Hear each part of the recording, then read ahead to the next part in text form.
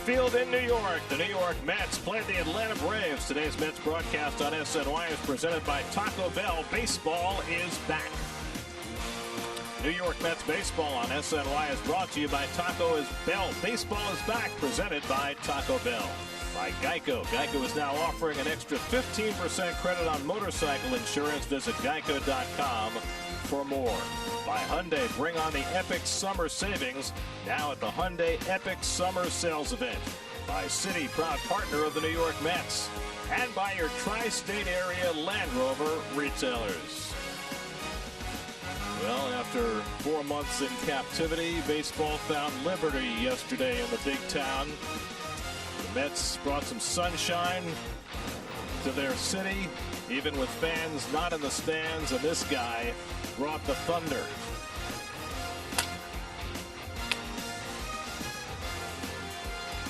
And a pleasant good afternoon, everybody, and welcome to Citi Field. Gary Cohen, Keith Hernandez, Ron Darling with you today as the Mets play the Braves in the second game of the season. Yesterday, the big story, Yoenis Cespedes, a home run for the game's only run in a Mets opening day victory. Cespedes had not played a game in more than 2 years, and Keith, the impact on this team and this lineup is profound. Well, what an impact right here. Opening day, the solo home run, the only run of the game that wins the game, and late in the 7th inning. This is a guy that 2 years in a row, 2015 and 16, hit 30-plus home runs. And you remember the 17 that he hit in 2015 for the Mets on that drive to the division and the World Series. That's unforgettable finish he had. As a teammate, you know that this is a guy that is a veteran, that has been injured, and to have that kind of impact, to have him back in the lineup, this is basically a very young Met team, someone they'll look up to. For him to hit that home run has got to be a huge lift and a shot in the arm for this young group. Right here, day 2 of the season is known affectionately as Ron Darling Day. Playing the role of Ron Darling today is Steven Matz, on whom there is a lot expected now in the absence of Noah Syndergaard and Marcus Stroman. Yeah, he moves to the number 2 spot. It's going to be fun to watch how he responds. We know how he pitched in the second half. He pitched much better. He was great in spring training and good in summer camp. When you look at what he's done at Citi Field here last year, he won 8 games, ERA 2.31. He's always traditionally done great against the Braves. But more importantly, when you look at that lineup today, you know the big guys in that lineup. But let's see how he retires Adam Duvall and Austin Riley. Those are 2 right-handers he has to be worried about. So Steven Matz will try and pick up where DeGrom and company left off yesterday as the Mets try and make it 2 straight to start this belated season. Mets and Braves, all the action coming up on SNY.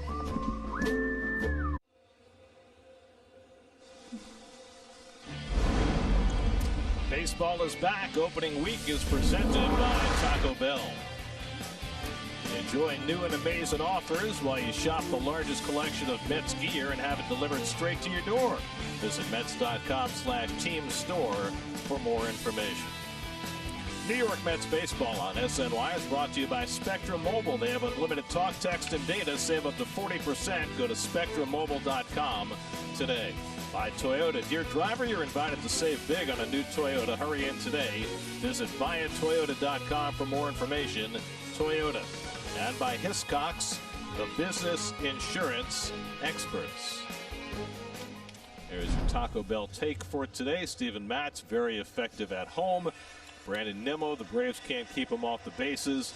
And Max Fried started 4 times against the Mets last year, and he has kept the ball in the ballpark very effectively.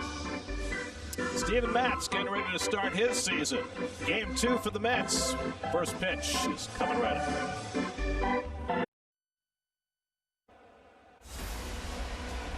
And he drives one deep left field. Hit it back toward the wall. That ball is out of here. Yoenis Cespedes, more than 2 years on the sidelines. He's back with a home run. And the Mets lead it 1-0 in the 7th. Social distancing went out the window after that home run. Mets were thrilled to see Cespedes back in the lineup, even more thrilled to see him clear the wall. He'll be the DH again today for the Mets. Here's the Braves starting lineup, brought to you by the Hyundai Epic Summer Sales Event. Adam Duvall and Johan Camargo both get starts today against the left-hander. They were not in the lineup yesterday. Ronald Acuna steps in to face Steven Matz. And Steven's first pitch of the afternoon is swung and missed at a fastball, and we're underway. Again, Acuna starts with a swing at that first pitch. I didn't talk about in the open, of course, Steven last year had his difficulties in the first inning. He's going to have to correct that this year. 6.21 first inning ERA, and he bends the curveball in for a strike, 0-2. And that's that new curveball from Matz. He's throwing it harder than he has in the past. Acuna struck out 3 times yesterday, and he lays off the fastball away, 1-2. And Matz has had trouble with the right-handers as far as giving up the long ball over his career.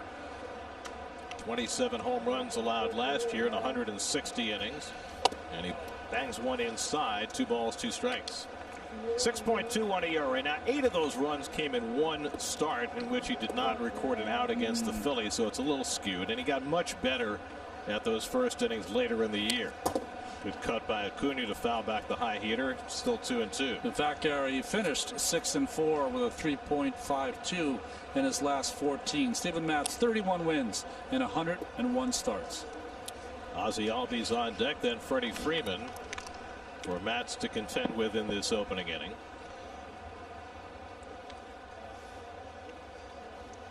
And Acuna's curve hits the curveball out to right field. And there is Conforto settled under it for the first out of the day.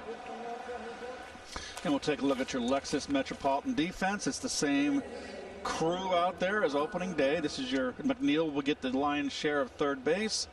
There are a lot of options that Luis Rojas has with this ball club, but 2 days in a row with the same guys in the same position. So 1 out and nobody on. Here's Albies, who went 0 for 4 in the opener yesterday, but today he gets to bat from the right side, and last year he had 389 from this side against left-handers. And he takes a curveball that misses low for ball 1. So Matz has thrown 3 curveballs in his first 7 pitches. Can you see a defined difference between that curve now as opposed to last year? Well, Gary, you mentioned that it's much harder. To Hopper, that banks off McNeil and goes into left field, and Albies is aboard. So McNeil trying to play a hard second hop, and it was not equal to the task. Well, that ball just kind of came up, couldn't get his body in front, tried to. And there's going to be an E5. Wait for the scorer to decide. Scorers are off-site this year. Off campus. If I'm off-site, Garrett, then I have to dial in an E5. I mean, it's harder for an official scorer to make that call off video than it would be with the naked eye, but it will be an error charged to McNeil.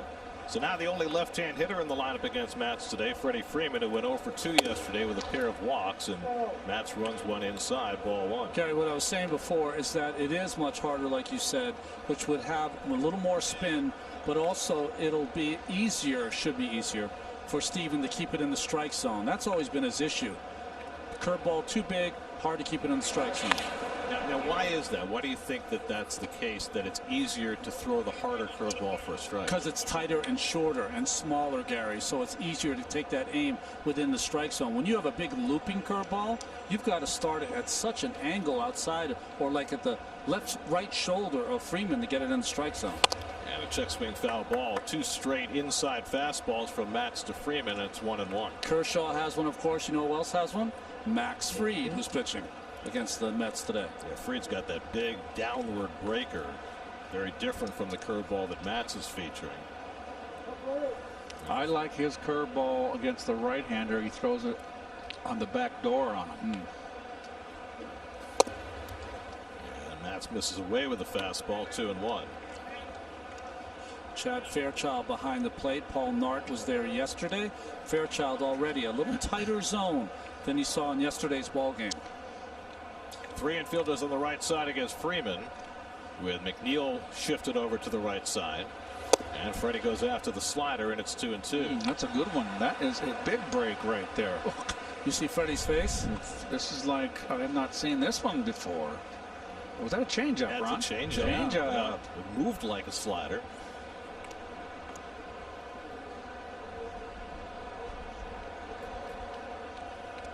Freeman 8 for 30 against Matz with a home run. He grounds one into the shift. Chance for two. McNeil to Rosario and back to first for the 5-6-3 double play that gets Matz through the opening inning. Mets come to bat with no score.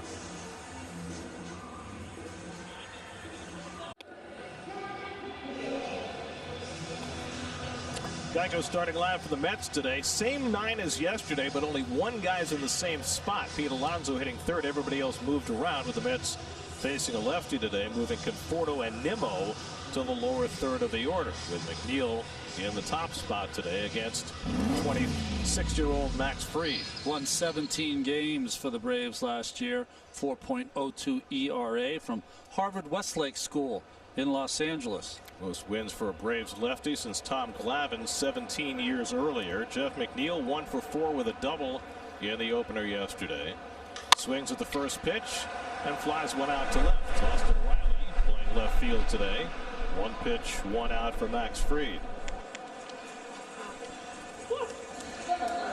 And the Braves defense brought to you by Nissan. Camargo gets the start. Switch hitting Camargo at third base. We'll go out to the outfield here. We got changes in the outfield with Adam Duvall, the right-hand hitter, with the left-hander Matz out there. It acquired Duvall from the Reds. He's out in right field. So one out. Here's J.D. Davis, 0 for 3 in the opener yesterday, and they'll stack 3 infielders on the left side against him. And J.D. takes the fastball low and in for ball 1. The Mets are going to face 3 left-handed starters in a 4-day span starting today. They face Sean Newcomb tomorrow. They'll face lefty Matt Hall Tuesday night in Boston. So a lot of lefties in this first week of the season. Mets have some more right-handed options on the bench, guys like Jake Marisnick and Eduardo Nunez, but neither of them in the lineup today, as Luis Rojas stuck with the same 9 today, just shuffling around his batting order. And Davis carves one out to right, and Duvall is there for the second out. You know, I mentioned the Harvard Westlake School because it's been a great finishing school for big league pitchers. Lucas Giolito for the White Sox from there. Jack Flaherty, of course, future Cy Young Award winner, I believe, in St. Louis. And the Mets' #1 pick this year from Harvard Westlake, Pete Crow Armstrong. In fact, Fried and Flaherty were throwing partners during the hiatus for baseball as we awaited the return. Flaherty pitched well again last night in his season debut, beating the Pirates. Here's Pete Alonso looking for his first hit of the season, 0 for 3 yesterday. He's 1 for 10 against Fried, but his one base hit was a bomb. It's the only home run that Fried has allowed against the Mets in 40 innings pitched. This is now his 7th career start against the Mets, his 12th appearance, and he bends one in for a strike, and it's 1-1. Chad Fairchild calling the balls and strikes today. Carlos Torres, Ryan Addington, and the crew chief Paul Nart rounding out the quartet. They do not overshift the infield against Alonso as they did against Davis. You find that interesting, if you're going to play the full shift against Davis, not to play it against Alonso? I mean, Davis goes the other way more so than Pete. Maybe it's a difference in how Fried is going to approach the two of them. Yes. Well, they've been pitching him in. They pitched him in yesterday, Gary. And the curveball swung and missed, and Fried has a strikeout to cap off a 1-2-3 first inning. After 1, no score.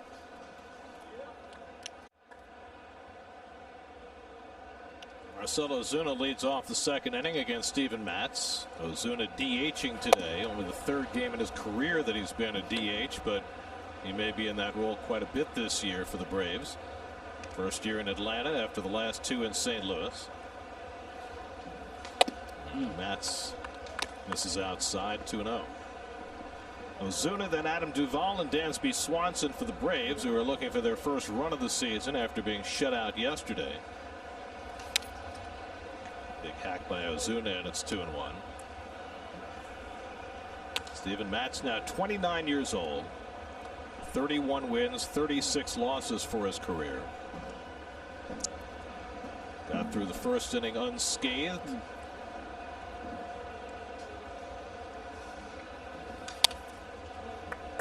he is throwing hard. Yeah. That first start of the year, Gary, you got a little extra adrenaline working. No, we saw DeGrom yesterday throwing 99 and 100 in the first inning.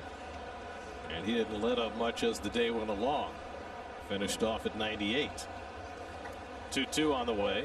And he got him with a changeup, and a nice one by Matz to strike out Ozuna for the first down.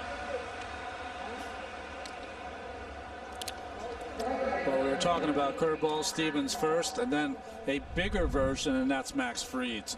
The put-away pitch for Fried last year when he won 17 games, and as good a one as you'll ever see against Alonso to strike him out. Max Fried grew up in Los Angeles, and he was introduced to film of Sandy Koufax as a youngster and studied Koufax to learn the curveball. Adam Duvall takes a fastball strike. I guess why not? It's hard to find a better left-hander to follow if you're going to learn a curveball than Koufax. They go to the king. Duvall came off the bench, had one at bat yesterday, and he takes a curveball for a strike, and it's 0-2. He takes a little off that pitch, 79 miles an hour. I like that breaking ball, Ron. Like I said earlier, if you're going to throw it off speed, backdoor it on the right-hand hitter. Well, Duvall has seen it because Duvall and Matz both live in Nashville, and they faced each other during the hiatus. So there's a little familiarity there of recent vintage. And that curveball hit out to right, a long run toward the corner for Conforto, looking up, and it's out of here. Duvall goes the other way on the breaking ball and hits it into the second row in right field. First run of the year for the Braves, and they take a 1-0 lead. Hit it right into the pooch section. Well, he got the pooch right in the snout. I don't know if that was McNeil's dog or Conforto's dog that got nailed, but they're sitting next to each other in that second row in right field. I think the one on the right got it. And here's the backdoor curve that I like. I don't like it with two strikes. But Duvall's right on it here. Looked like he was going that way with 2 strikes. Good call, Ronnie. Right on the right. Right off the pooch. Oh, come on. Let's go. No reaction. Well, you know, those dogs can take a licking. It put a seam in the... Might be a little bit of a bend there. Yes. A Duvallian bend. Adam Duvall hit 64 home runs in a 2-year span with Cincinnati back in 16 and 17. Spent most of last year in the minor leagues. Hit 42 home runs between AAA and the majors, and he hits his first of this year to give the Braves the early lead. That really wasn't that bad a pitch, and Duvall just was up to the task. That's pretty good hitting right there. And Matz follows that by falling behind Swanson 3-0. So Duvall in the lineup today with a left-hander on the mound, and that pays off for Brian Snitker as his team finally cracks the scoreboard.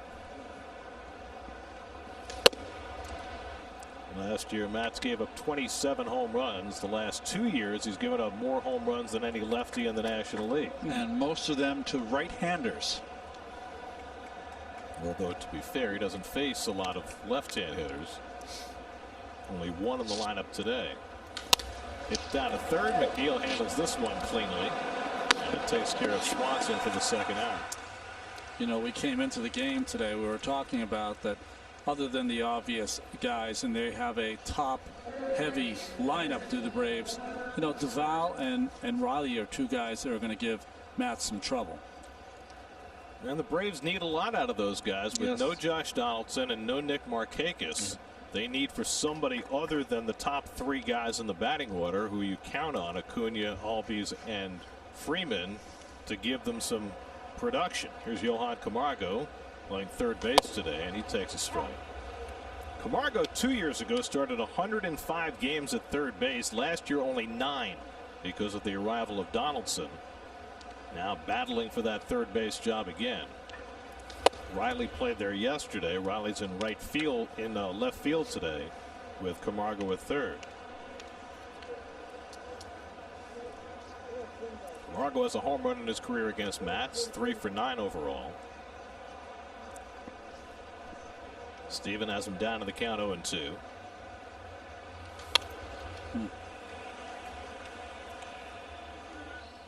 New York Mets baseball on SNY is brought to you by Old Dominion Freight Line, official freight carrier of MLB. Visit odfl.com for more information. 0-2 coming to Camargo. And the fastball up and away.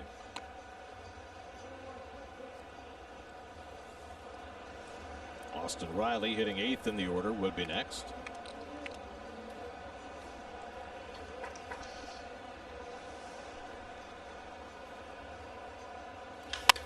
And Camargo gets under one to left. Playable for Davis. And JD squeezes it. That retires the side, but the Braves strike first on the Duvall home run. 1-0 Atlanta.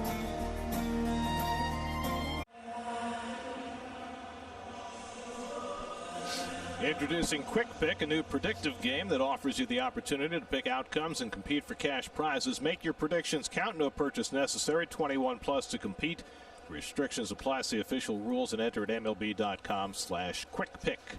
Yesterday's hero, Yoenis Cespedes, leads off in the home second with the Mets behind for the first time this season. Cespedes, with his home run yesterday, has now homered in 3 straight games over a 27-month span, which is not the longest ever stretch that a player has homered in 3 straight games, believe it or not. There was a big left-hand hitter a few years ago named Calvin Pickering, who homered for the Red Sox in the last game of the 2001 season and then didn't get back to the big leagues until 2004 when he homered in his first 2 games for Kansas City. So that was a longer stretch of homering in 3 straight games. Pickering was, I looked him up today, he was 6'5", 285. Jeez. He had 14 career home runs, but he did homer in 3 straight games over a 3-year span. Of course, he never met a wild boar that we know. Taking high 2-1 to Cespedes, but it gives this team such an enormous lift if Cespedes can compete at the level that he showed yesterday. I liked how emotional he was with his post-game comments. You forget, he wasn't able to do what he loves to do for a couple of years. And he's, he's had plenty of motivation, financial motivation, people doubting him motivation, playing for a contract for next year motivation. There's a lot on his plate, and he hit the ground running in summer camp, looked fantastic at the plate from day one, and it paid off for him and for the Mets yesterday, and we'll see if he can keep it going. 3-2 on the way, and he struck him out with a fastball, so Fried throws one by Cespedes for his second strikeout. Let's head to Steve Gelbs, whose report today is brought to you by Old Dominion. Steve? Well, Gary, I can confirm that the ball that Duvall hit, that hit Willow McNeil. That was Jeff McNeil's dog. McNeil actually asked me earlier in the day, make sure that we get Willow on the broadcast. I don't think that's the way that he wanted her on the broadcast, though. But you mentioned she's not out there alone. She's got 2 other cardboard cutouts. Both of those dogs alongside Willow are Michael Conforto's dog. The lab is Griffey, his longtime dog, and the German Shepherd mix is Callie, a dog that Conforto fostered during the shutdown and then ultimately winded up keeping. Now, here's the thing. This is new to have both of Conforto's dogs out there today. They accidentally were put on the third baseline, and he said, no, I want them out there with me in right field. So today, before the game, he made sure to make that happen.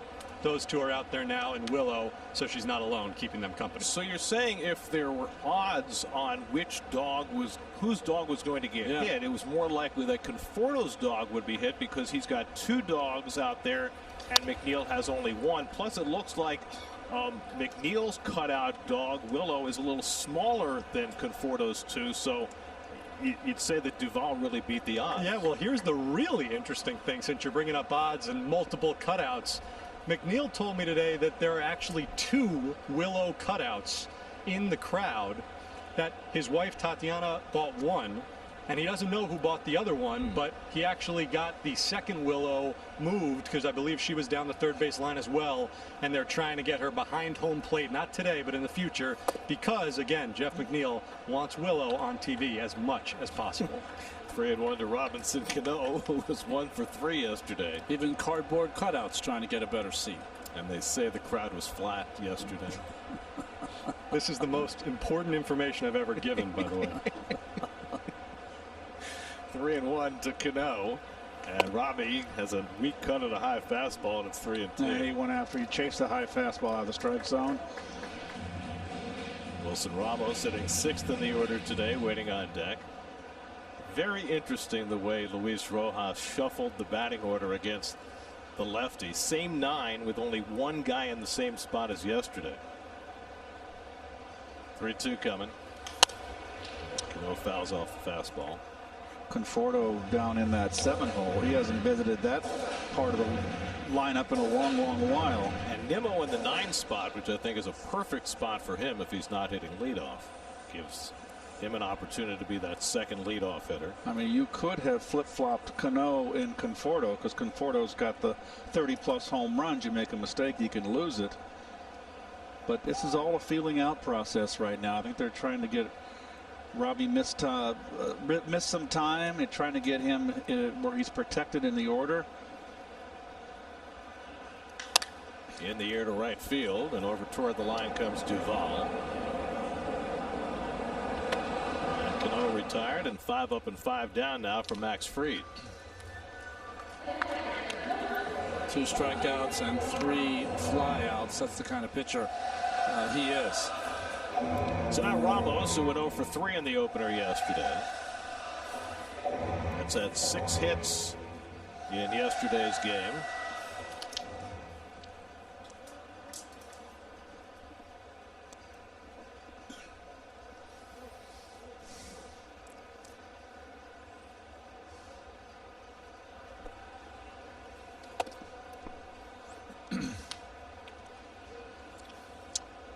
Wilson Ramos had himself a terrific offensive year last year. Hit 288 overall, 14 home runs. Clutch hitting. Had a 26-game hitting streak at one point in August and September, and remarkably in the 26 games, 4 times he came off the bench to keep the hitting streak alive. And if you remember, the first half of the season, he went the opposite field predominantly, and then in the second half, he started pulling the ball. And we saw that in summer camp as well. He was pulling home runs. Because he's a big, strong guy. Missed some time because of personal reasons a couple of weeks ago, and still maybe trying to get himself in a groove as we play the first week of the season. Fried behind him 3-0. Fried's mechanics are off this inning. He's really dipping under his pitches. That's why the ball, he's late with his arm. That's why the ball's been up in the strike zone. And that's outside, ball 4, and the Mets have their first base runner of the day, a 2-out walk to Ramos.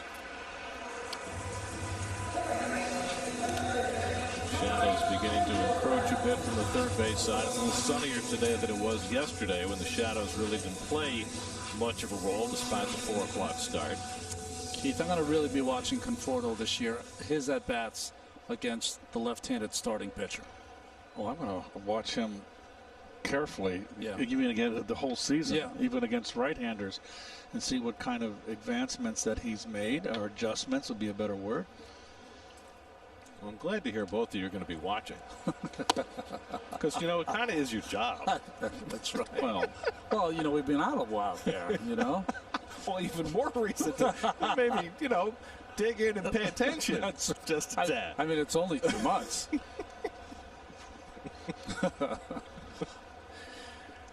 Ramos being held on at first by Freeman. Why would you do that with a left-hand hitter up?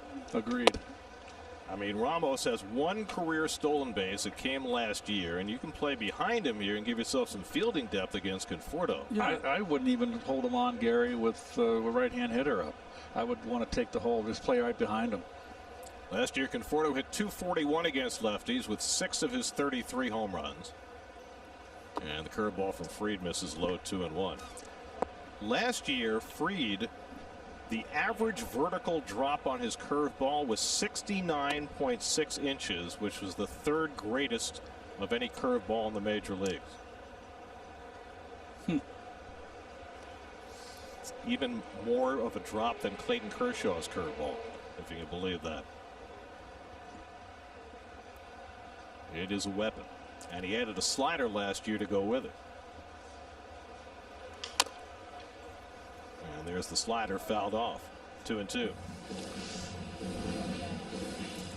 Fried won 17 games last year and yet was not in the postseason rotation for the Braves. They went with 3 starters in their series against the Cardinals. One behind Steven Strasburg for the league lead. Strasburg, by the way, has been scratched from his start against the Yankees tonight. He has a nerve impingement in his wrist, which he doesn't think is a big deal, but he's gotten a shot, and Strasburg will not pitch tonight. Eric Fetty will go instead for the Nats.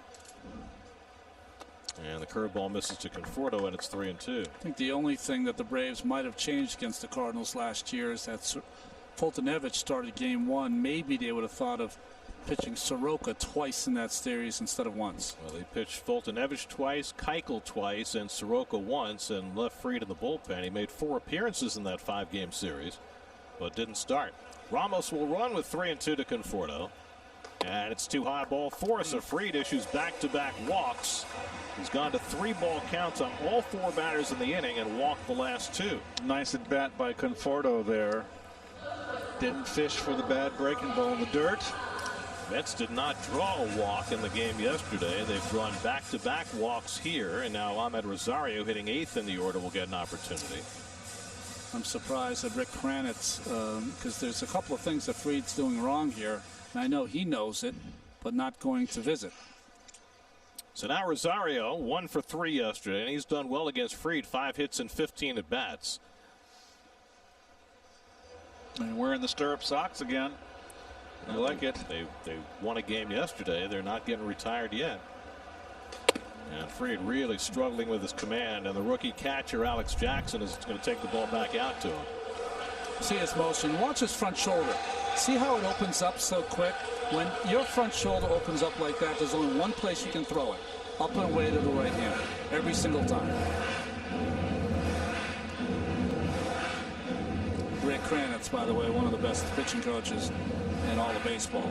Alex Jackson catching for the 2nd straight day. No update on the Braves catchers. Travis d'Arnaud and Tyler Flowers, both of whom had COVID-like symptoms but tested negative. They're waiting for the result of their next test. They're both back in Atlanta, so Alex Jackson and William Contreras are the 2 Atlanta catchers. 25 pitches in this inning for Fried, and Rosario hits one down the right field line, slicing away, and that'll go foul. Into the cutouts. 1-1. One thing we've learned very early in the season is that the cardboard cutouts can take a licking. In the weather or the baseball. I mean, you can take down the screens, right? There's Larry. He's here for another day. Did the game on ESPN yesterday.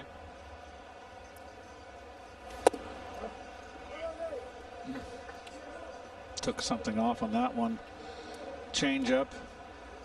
He's been working on his changeup. The Braves, of course, have Cole Hamels on their staff, and Hamels counseled Fried some during summer camp, trying to refine his changeup, which he didn't use much last year. And Rosario fishing for 1 for strike 3, and so Fried's able to work himself out of a jam with the strikeout. Still 1-0 Atlanta. Max Fried able to get himself out of trouble. Took him 27 pitches to get around a couple of walks. Well, if you're a professional athlete, you always believe in yourself. And Fried right there telling his pitching coach, Rick Kranitz, I'm just a little off. Just a little bit. But I think Kranitz is begging to disagree. He said, I don't know if I think you're more off than you think, bro. That was a good conversation. Well, he was able to survive unscathed. Got Rosario to chase a pitch in the dirt to work through the inning. And now Steven Matz back to the mound for the 3rd to face Austin Riley. Gets the backdoor curveball in for a strike. Riley 0 for 3 yesterday, struck out 3 times. Twice against DeGrom, once against Lugo. And he pops this one up on the right side. Cano's trailing out. Conforto will call him off. And Michael makes the catch 1 away. I loved Brian Snitker's reaction when asked about some of his players yesterday. The Braves struck out 15 times and got shut out. He said, when you face the best pitcher on the planet, it's hard to judge offense. I guess that's so. In fact, the Mets set a major league record yesterday, pitching a shutout on opening day and striking out 15. That lasted about 6 hours. So, Indians, right? The Indians racked up 18 strikeouts and shut out the Royals last night. Shane Bieber had 14 of those strikeouts in 6 innings. Listen, Shane Bieber's been a good pitcher for a couple of years, but most people don't know about him. He is an ace. Here's Alex Jackson looking for his first big league hit. By the way, the 14 strikeouts, the most for any pitcher on opening day since Randy Johnson in 1996, and one shy of the major league record for strikeouts on opening day. And I didn't know this. Camilo Pascual has the record, 15, when he was pitching for the Senators in 1960. Right. Camilo Pascual had a great curveball, had an electric hook. Pitched with Jim Cott. Minnesota. Yep. Ooh. Jackson pops one foul off the left side. McNeil gives it a look, but that's out of play. Camilo Pascual was the ace of that Minnesota Twin rotation. Well, they had Cott, they had Mudcat Graham. Yep. In 65 when they Jim lost Perry. to the Dodgers. Didn't they have Jim Perry as well? They did. Who was Gaylord's brother? It was quite a staff. Yes.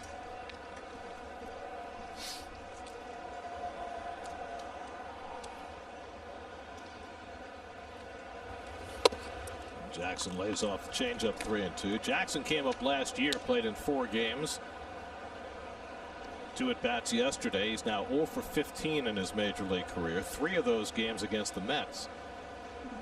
And he goes right back to the changeup and strikes him out. Second strikeout for Matz, and 2 down in the inning.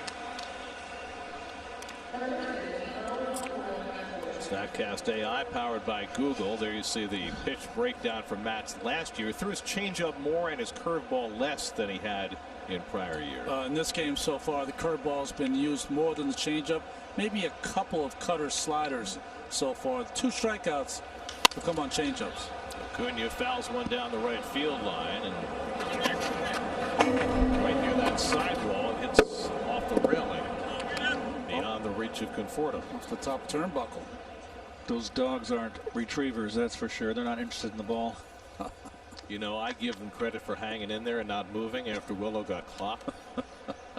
You know, you hit that dog with a rolled up newspaper, sometimes they'll go hide in the corner. Nothing in 2 to Acuna. Not that anything like that ever happens in my house. I was just going to say, oh goodness. I'd be out the door before you know it. So we already have the CDC up against Keith and I. Now don't bring any other organizations in. Not the only man's best friend in the house. 1-2 to Acuna. Boy, they have given a steady diet of fastballs to Acuna. Mr. Met properly attired. The curveball did not bite, and it's 2-2. That's getting very frustrated after that last curveball didn't break properly. Well, that'll be a part of the maturing as a number 2 starter too. Let's just let that go. Move on to the next pitch. And the liner hit to short, and Rosario able to pick it off. And so Matz fashions a 1-2-3 inning, his first of the day. Middle of the third, 1-0 Atlanta.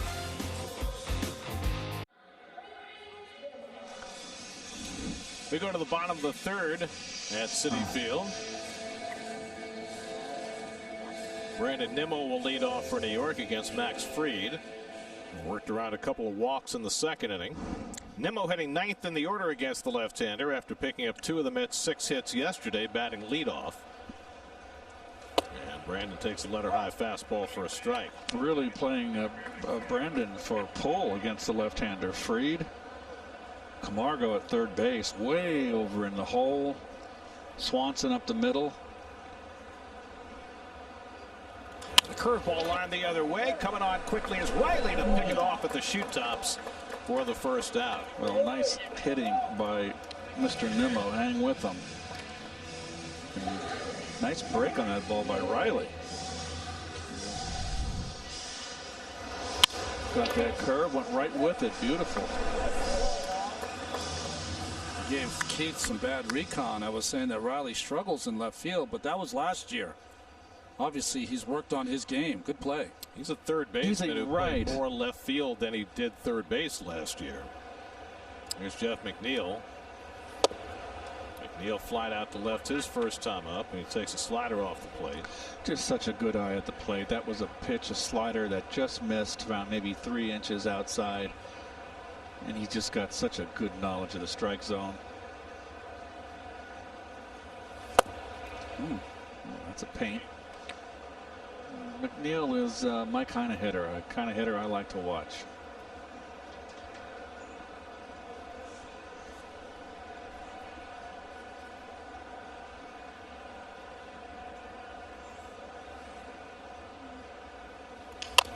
Little dribbler off the mound comes Fried, and the backhand and he gets McNeil. Instead of doing the pivot, he decided to go with the backhand and put it right on target. Well, 2 pitches away, and he comes inside with a fastball. You've got to pitch inside to have success in this game. And he just jammed McNeil there big time. Fried looked like he was running the wishbone in Oklahoma. No one runs the wishbone anymore, right? Every time I see a pitcher barehand that ball, I say, I have visions of you in 1987. Vince Coleman. Jeez. Right? The rod in my thumb goes, can feel it. You were working on a no-hitter at the time, right? Yes. 7th inning? Yep. Here's J.D. Davis, and he hits the curveball toward the middle, but Albies playing behind the bag is there to snag it, and that retires the side. Fried has held the Mets without a hit for the first 3 innings. 1-0 Atlanta.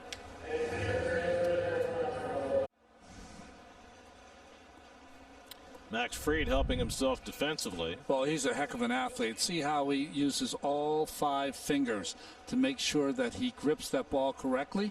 Then he could have transferred it and thrown it, but instead just shoveled it.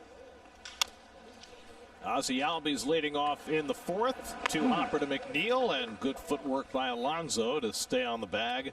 And they get the first out on 1 pitch. Boy, I tell you what, I watched Albies run down the line there. He can fly. That's from the right side, too. Yeah, he hustled down the first base line, and he can run. They got 2 burners at the top of the order with Acuna and Albies. And they both play hard. That's motoring right there.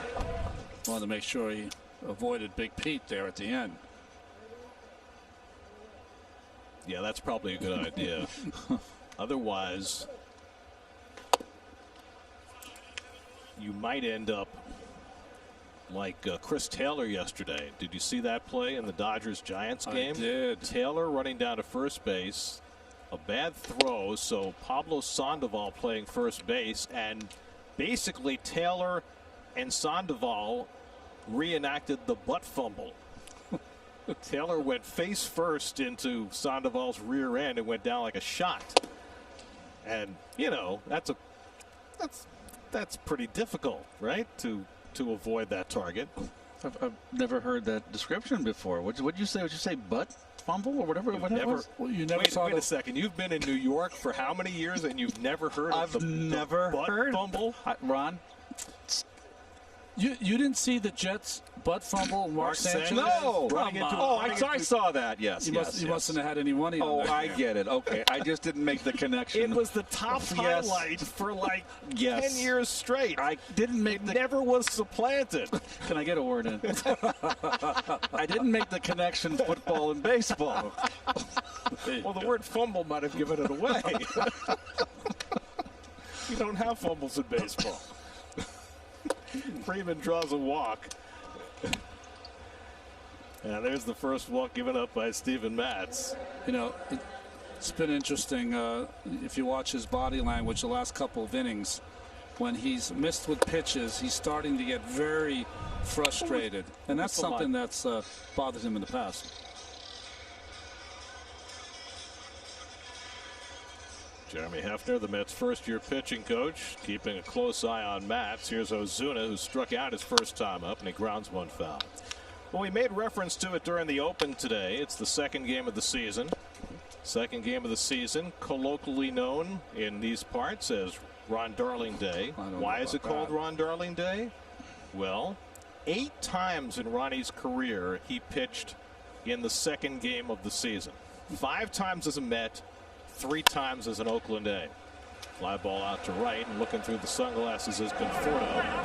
Ozuna retired. And I didn't know this until I looked it up today, Ronnie. Yeah. But you pitched the second day of the season 8 times for 6 different guys who pitched opening day. Wow, that's crazy. Can you name the 6 guys? Well, obviously Doc. I know the first year, 1984, my first full year, I know it was Mike Torres. In Cincinnati. Now, 87, of course, Doc was indisposed. That's right. So do you remember who started opening day that year? Yes, Bobby O. Right. Yeah. And then 3 different guys in Oakland the 3 years that you started the second game there, 93, 94, 95. Well, it had to be Smoke, right? Dave Stewart had to be one of them. The third year, 95. Okay. I was thinking maybe Mike Moore. No. No. Bobby Welch. Bob maybe. Welch, 93. Yep. And then, my buddy, Bobby Witt. Right. The Massachusetts Cowboy. Bobby Witt Sr.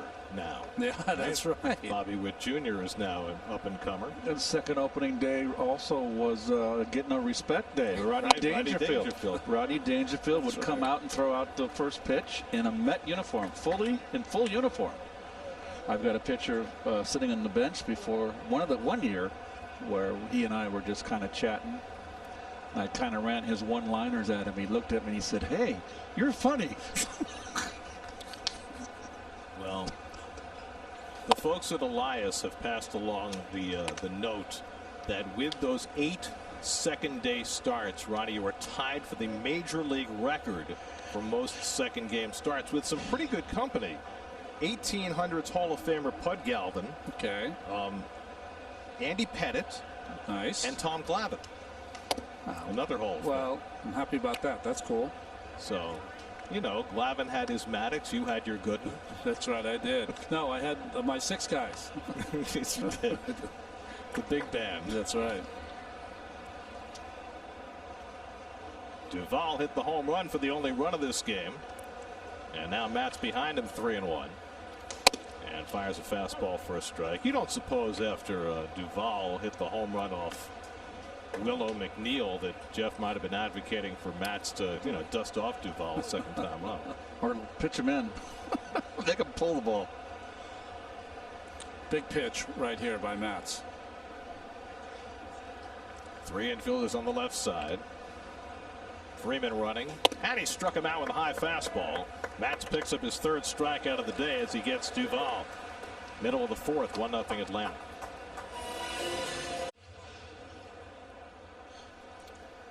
Max Fried back to the mound for the bottom of the 4th. He's yet to allow a hit. He had a rough second inning. A couple of walks cost him 27 pitches. Bounced back with a 6-pitch 1-2-3 third. Alonso leads off for the Mets in the home 4th as the shadows start to encroach on home plate. Advantage pitcher right now. Ball coming out of that sunlight out of the hand and then dipping in pretty much all the way home in shadow. Still not quite dark enough. 2-0 to Alonso, who struck out on a curveball his first time up. One of 3 strikeouts for Fried over the first 3 innings. Fried was vulnerable against the right-hand hitters at times last year. They hit .281 against him. And he falls behind on Alonso 3-0 with Cespedes and Cano to follow. Max Fried out of Harvard Westlake High School in Los Angeles. One of 3 elite pitchers out of that school with Lucas Giolito and Jack Flaherty. Swinging 3-0, and Alonso hits a weak comeback. Not what you want on 3-0, and that's the first out. Luis Rojas got a victory in his first game as a big league skipper yesterday. Was rewarded with a bath of all available liquids and powders, including Jello mix. Pete shows his early season frustration. Luis said he enjoyed it, except he came up a little sticky. Here's Cespedes, who helped provide him with that victory in game 1. Yoenis struck out his first time up today. And slider bends in for a strike, 0-1.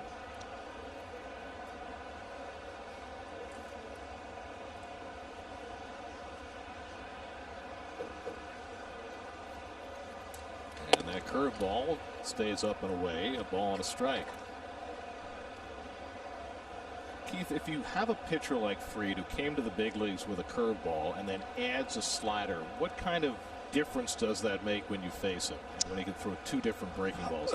Well, when pitchers add another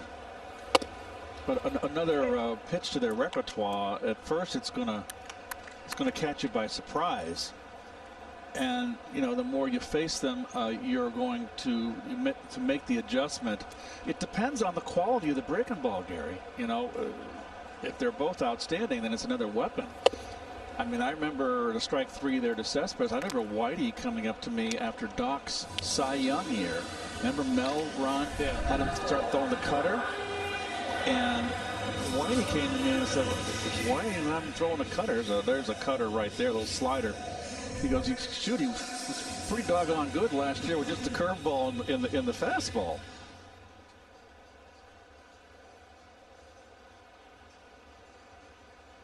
Here's Cano with 2 out and nobody on. So after those back-to-back walks in the second inning, Fried has bounced back to retire 6 in a row. Gary and Keith, one of the things he has in his favor is Fried is a little bit conveniently wild. He'll throw 2 balls over your head and then 2 on the corner. He'll miss with a curveball and throw a snapper. He jams Cano and he rolls one down to Freeman. Easiest to play is to retire the side. 7 straight retired by Fried after 4 1-0 Braves. Steven Matz pitched his best baseball last year by far here at Citi Field. And so far so good today. Just 1 hit over the first 4 innings. But he's down in this game 1-0 thanks to an Adam Duvall home run. Max Fried has done the work on the other side. Boy, I had a season like that. I think it was '88 when I won 17 games. I could not lose at home and dreadful on the road. Well, we got 2 mirror images of the first 2 games this year. It's just 1-0. Pitchers have been dominating the hitters. Dansby Swanson leads off the 5th. And takes the curveball for ball 1. Swanson grounded out to third base his first time up. Well, it would certainly appear, at least in this ballpark, that the pitchers are ahead of the hitters, Keith. Yeah, it would. And you know what? It's second game of the season. Whoa! Swanson loses the bat, which clanks off the backstop. It's obviously a very extraordinary season. It's just beginning. Big layoff. The only really, from the Mets standpoint, what I've seen so far, the only guys really hitting the ball, looking good at the plate so far have been McNeil, who hit the ball hard 3 times last night, and Nimmo. Everybody else is trying to find it. Of course, Cespedes at the 1 bomb. Yeah, Cespedes had the 1 bomb, but he's got 2 Ks today. And Pete is struggling. Cano is struggling. Even J.D. Davis. It's early in the season. And, pitchers are always ahead early, as they say, even when it's a normal season in April. Well, it looks like it's that way in July. And Swanson loses the bat for a second time as he goes down swinging. You got to get some pine tar. That's a Todd Pratt kind of at bat. Pratt used to lose the bat 3 times a game. If you don't have a firm grip on that bat, you got to go in that on-deck circle and make sure you do. Well, do you have to have your own pine tar rag this year? Oh, that's a good point, Gary. I mean, pitchers have their own rosin bags. And their own wet rag if they want to. I haven't seen any of the wet rag yet. I have not. It was Johan Camargo who flied out his first time up. And the changeup on the corner. Looks like there is a pine tar rag there. So it appears to be communal. Does it get disinfected between each at bat? No. Maybe that was neglected in the 113-page manual. Maybe the sun's ultraviolet light. Don't get me started, Keith. Jeez. 1-1 coming. Another good changeup. And he's ahead on Camargo 1-2. So we saw 2 changeups in the first 3 pitches there. One he kind of gave away, and then the other he didn't. And how does he give it away? To me, 2 ways. He slows his arm down, and secondly, and most importantly, it looks like he's aiming the ball, trying to throw it for a strike. His better one is when he takes the grip and throws it as hard as he can. So the arm action is great, and that way you can get away with an occasional mistake. As a hitter, Keith, can you pick up when a guy is aiming the changeup? Yes. There's so many ways, Gary, for a pitcher to tip his pitches. And typically, as Ronnie said, with a changeup is slow the arm speed down or to shove the ball to you. And by shove, you know, maybe you can show the camera here in the booth. They want to, pitchers have a tendency to kind of just do this with their wrist cocked and kind of goose the ball in, and that's a giveaway because the fastball comes in at one speed. That's all. It's natural to them, and the slightest alteration is picked up by good hitters. I mean, the point, Ronnie, is supposed to be to position the ball in your hand so that you can throw your changeup like a fastball. Exactly, and if you err on more action than less. That's lined in the left field, a base hit for Camargo. So he got on the changeup and picks up the second Atlanta hit of the afternoon. I mean, Gary, the palm ball was another changeup here, and didn't get it away enough, and Camargo was right on it. There used to be a palm ball was one of the great. Some guys threw a palm ball. Joe Baver. Now this is real time, guys. See how he slows it down just when he's starting to drop and drive. That can give it away to the hitter. Also was the fourth changeup in that at bat. Now Austin Riley flied out to right his first time up. John Denny threw a palm ball, Ronnie, and I could always, because he had the ball in his palm, I could see his fingers, four fingers above the ball, and I always knew when the palm ball was coming. And how did you hit him? John had a very good curveball, and he had a very deceptive sinker. So he was an accomplished pitcher. Remember, he won Cy Young. Yes, he did. And then he won the ERA title with the Cardinals. I played behind him. He won the ERA title one year. You hit .318 against him, Keith. Did I? Well, You hit .318 against everybody. No, I didn't. Steven Matz's career last year, a career high 11 wins, career high 160 innings. Most importantly, healthy the last 2 years. Stats with lows. I found out today you hit a home run against Ferguson Jenkins. I did, and I don't remember it. It came in the conversation because last night for the Cubs, Kyle Hendricks threw a complete game shutout. The first shutout on opening day by a Cubs starter since Bill Bonham back in 1974. It's the drummer for Led Zeppelin, right? That would be John Bonham. John Bonham. But Bill Bonham in 1974 threw a shutout on opening day and then finished the season 11-22. So it's not necessarily a portent of a great season. It's because you have a great opening day. Nobody's going 11-22 this year, and it was interesting the conversation we were having a moment ago, Keith, when you talked about it's early in this season. Yeah. When does it stop being early? Like tomorrow? Right. There's a definite sense of urgency. It's a whole different animal this 60-game season. One out, Camargo not running, and it's grounded to third, a chance for two. McNeil to Cano, and the turn to first for the 5-4-3 double play. Brian Snitker did not send the runner, and the Mets get Matz out of the inning with the double play. Receive the latest video highlights, up-to-date news, features, and more. Be a Mets insider today. Subscribe to the official newsletter of the New York Mets at Mets.com/Mets Insider.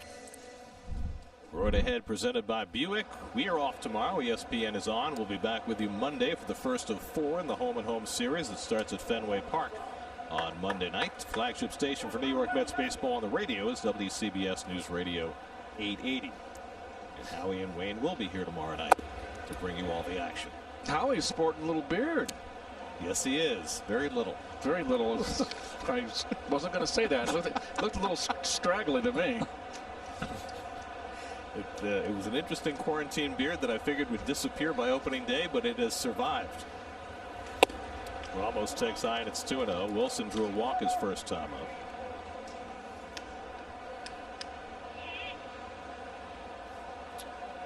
There's Howie in the incipient beard. I like it. Twitter sensation. Yes, Howie new to Twitter. He said it took a pandemic to get him to go on Twitter. And he's been extremely entertaining. Ramos, Conforto, and Rosario for the Mets in the home fifth.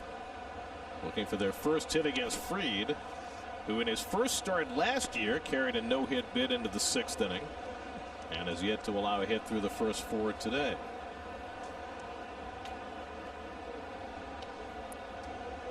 He's retired the last 7. And the curveball stays high out of the strike zone, and it's 3-1. He's walked 2, including Ramos his last time up. And those have been the only 2 Met base runners today. Conforto drew the other walk. Got Ramos shaded in the outfield to right, opposite field. To high heat that time, full count. That's about the 4th time that he's gotten behind a hitter 3-1. And the 3-2 pitch has been out of the strike zone. The next pitch has been out of the strike zone. Cano and others. And the Mets have swung the bat.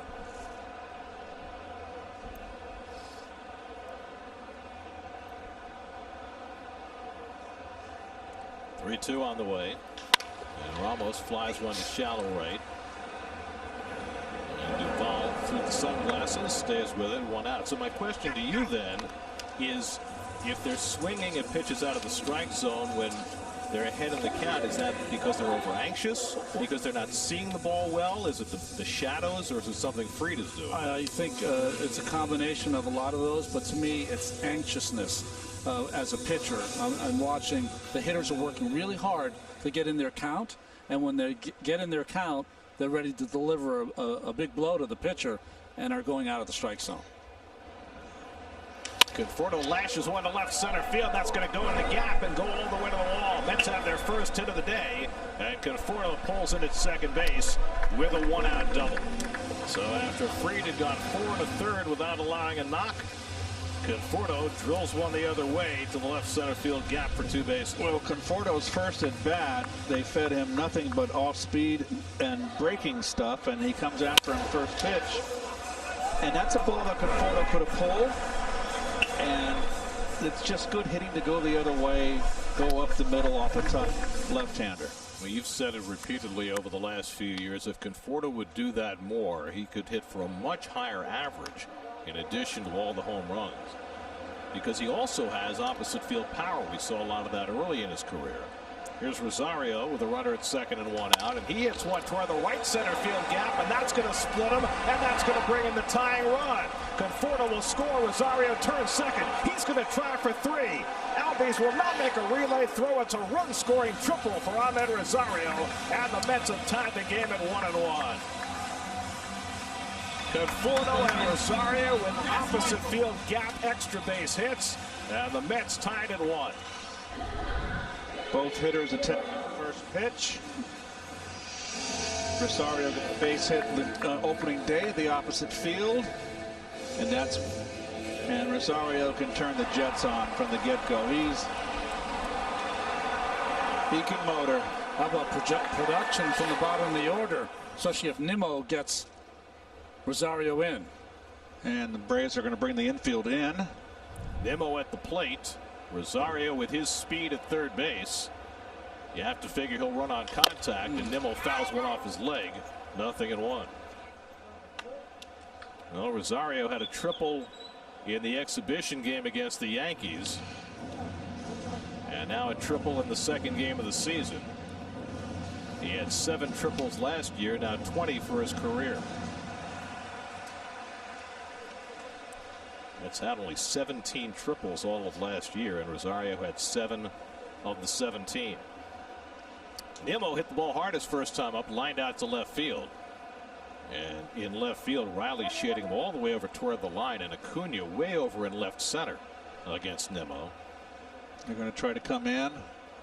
And it hit him, and Nimmo, who specializes in getting tagged, goes to first base. And Jeff McNeil will come up with runners at the corners. I mean, you just can't come in on Brandon. He's so close to the plate, and he doesn't give. He's got the elbow guard, and he took it right off the hand that time, and no ill effect. A lot of left-handers have a hard time throwing lefties inside for a strike. See, he has that pad on his wrist, too. See that pad? Yep. Nimmo last year got hit 22 times to lead the National League. That's at a club record. In 2018, I should say, not last year. He missed most of last year. But Mets last year got hit 95 times as a team, by far a club record. So now the infield drops back to double play depth. McNeil has flied out and hit a comebacker, 0 for 2. Good speed on the bases. Rosario at third, Nimmo at first. And McNeil clubs one out to left field. Back goes Riley. That'll get the run in. Rosario tags. He'll come in and score. Nimmo will hold at first. Sacrifice fly for Jeff McNeil gives the Mets the lead. It's 2-1 New York. Outstanding hitting by McNeil.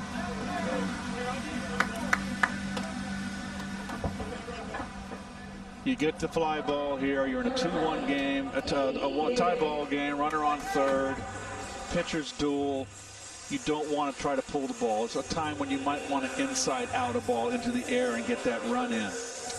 So after Fried didn't allow a hit through the first 4 1/3, the Mets put up a couple of extra base hits and chased them both home. And now J.D. Davis with 2 out and a runner at first. Good time to steal, but Fried has an amazing move to first base, maybe the best in the league. Only gave up 4 stolen bases last year in 6 tries. And starts off J.D. with a changeup foul ball. Kravitz on the phone, and the Braves are going to get some bullpen action going. Fried at 63 pitches. Starter yesterday, Soroka, was taken out after 69 pitches. Josh Tomlin up for the Braves.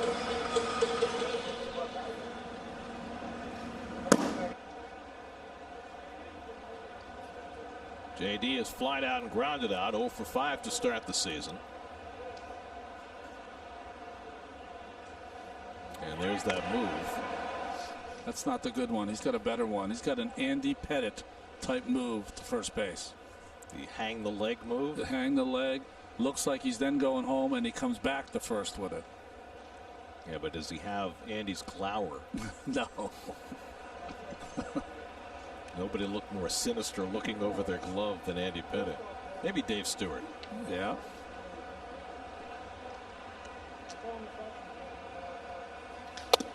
J.D. not looking himself. Looking ugly on that away fastball, and it's 0-2.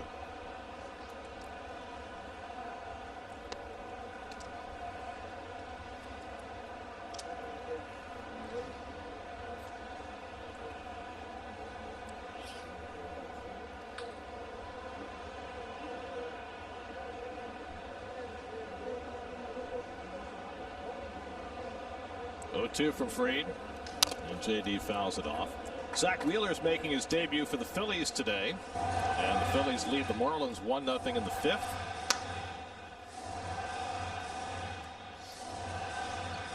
The Marlins won last night. Miami and the Mets each at 1-0, which means the Marlins are tied for first place. It's the first time in the history of the franchise that the Marlins have had a share of first place after the end of June. They've won 2 World Series, but they were the wild card both years, and they've never been in first place in July before until now. Nimmo started and stopped, and Fried misses high, 1-2. I mean, think about that. They've been around since 1993. They've won 2 World Series, and they've never been in first place after the end of June. Jesus Aguilar had a 2-run homer for them last night. He's going to be a big piece for them to boost that offense, which was so dreadful at times last year.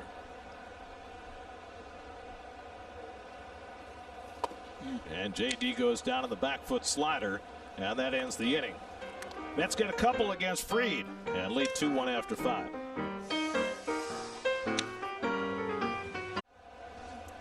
Steven Matz with the lead for the first time as we go to the 6th inning. He'll face 9-1-2 in the Atlanta batting order. Alex Jackson leads off.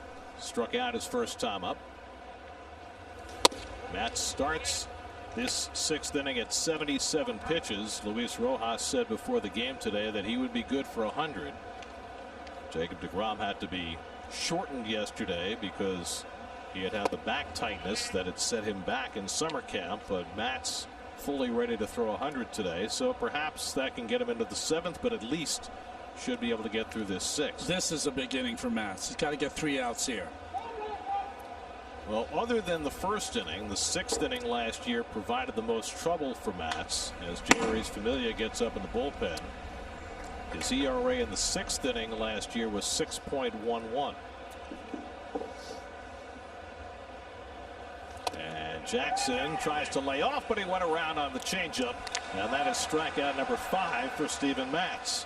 1 down in the 6th. Let's check in with the studio. Maria Marino has a game break brought to you by your local Honda dealers.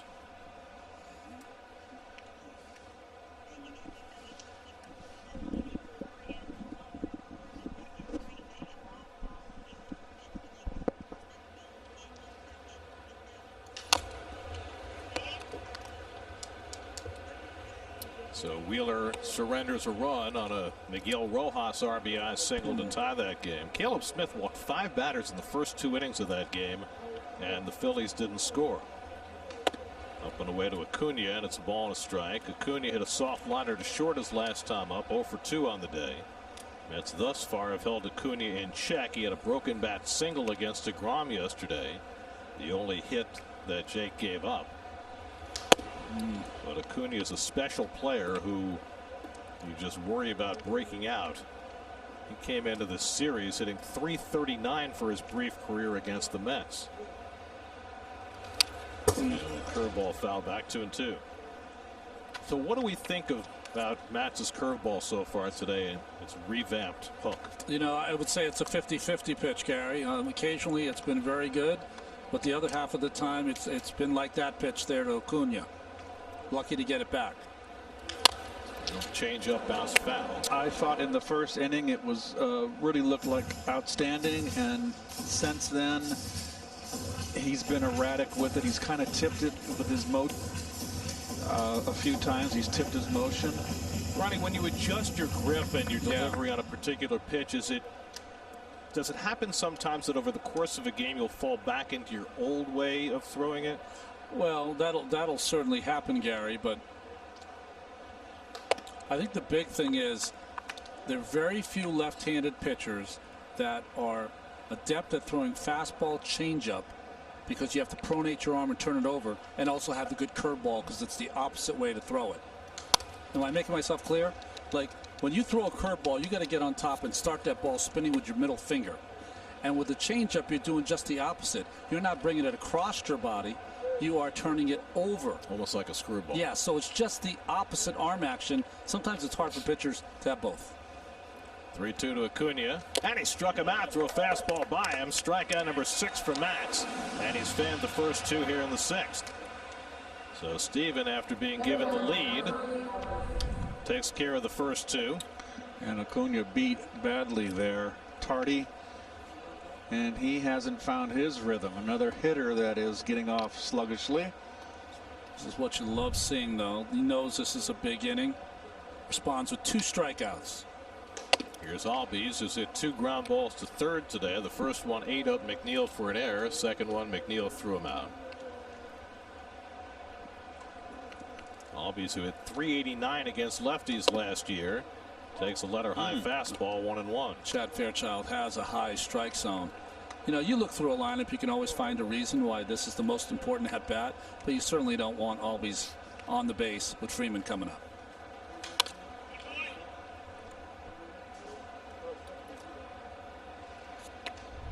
Plus Steven Matz's landing leg, as he kind of his knee kind of buckles there, and it buckles back towards the rubber. 91 pitches for Steven. We'll see if this is his last go-round. 1-2 coming to Albies, and he lays off the curveball. 2-2. Freddie Freeman would be next. Familia ready in the bullpen. Have to figure the Mets don't have Seth Lugo today. We don't know if they have Justin Wilson. 2-2 coming. Struck him out. He went right back to the curveball to get Albies, and Steven Matz strikes out the side in the 6th inning after being given the lead. 2-1 New York.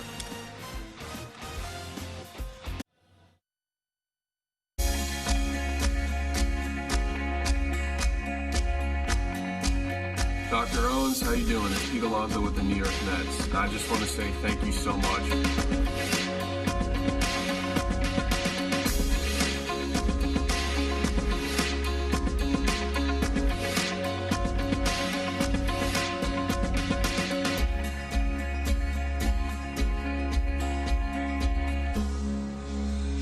Doctors, nurses, everybody else who works in the hospitals, delivery people, heroes galore during the pandemic that struck New York so hard a few months ago. Things getting better around here, worse in other places, but baseball is trying to fight its way through it. Day 2 of the season. T-Mobile is your ticket to the game. Now through August 3rd, customers can score free MLB TV at T-Mobile.com/MLB. Veteran right-hander Josh Tomlin takes over the pitching for the Braves as we go to the bottom of the 6th. Yeah, did a real nice job for the Braves last year. He was their everyman, pitched in every kind of conceivable outing for them, 51 games. Never been a hard thrower, but a mainstay with the Indians for years, and now in his second year with Atlanta. He's got a good cut fastball, and his real out pitch is that overhand curveball. Alonso last time up at a 3-0 count and a weak comebacker to Max Fried. Last year when Pete put the ball in play on 3-0, he went 4 for 7 with a home run, so you can understand why he would be encouraged to swing on 3-0. Matz has been terrific today, gave up the opposite field home run to Duvall, but nothing else. And Tomlin gets it over for a strike, and it's 0-2. Pete is 0 for 2 today, struck out his first time up. Fried went 5 innings, allowed 2 runs and 2 hits, walked 2, struck out 5, hit a batter. Gave up the back-to-back extra base hits to Conforto and Rosario. McNeil with a sacrifice fly, and so far that's been enough. 2-1 New York as we play the 6th. Cespedes on deck, Cano behind him. So they pulled Soroka after 69 pitches yesterday, Fried after 67 today.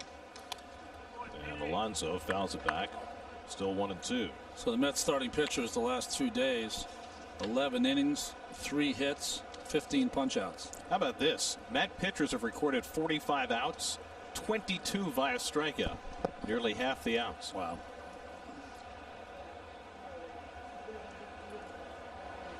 Alonso goes down swinging on the curveball. And so Pete's still trying to get untracked. Tomlin has a strikeout to start his day. Pretty good breaking ball right there. What a perfect spot, down and away.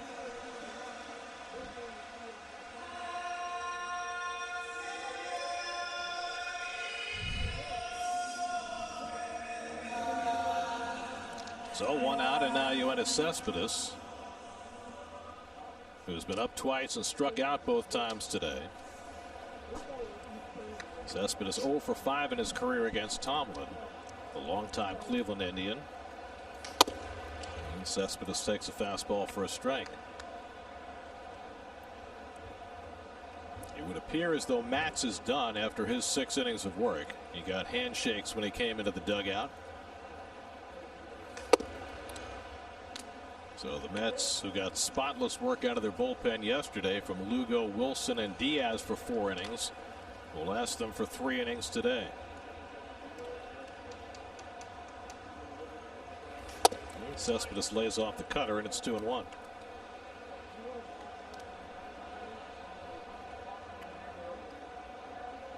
do you think, Keith? Another cutter here from Tomlin, trying to keep it away and down?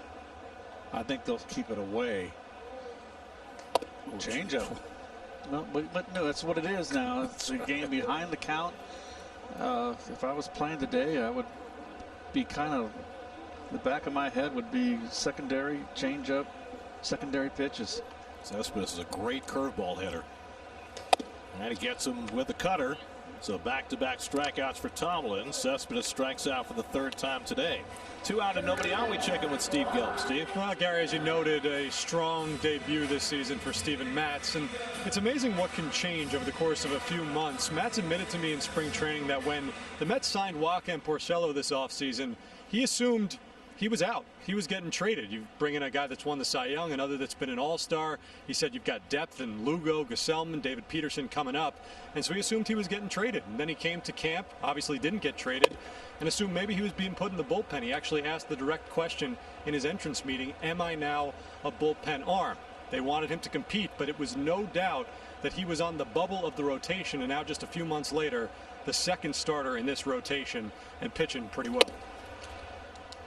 We're certainly off to a fine start here. They finished that 6th inning with 3 strikeouts, protecting a 2-1 lead. When your team gets you a run, a couple runs, and more so when it gives you the lead, you want to go out there and throw a goose egg, and he certainly did. Yep. Well, I think even more importantly, we documented that he had some frustration in the game, and we've seen that work against Steven in the past, but he used it to benefit his pitching today. I think that's great. And I think you'd have to say also, even the 1 run he gave up on that home run, that was a pretty good pitch. Yeah.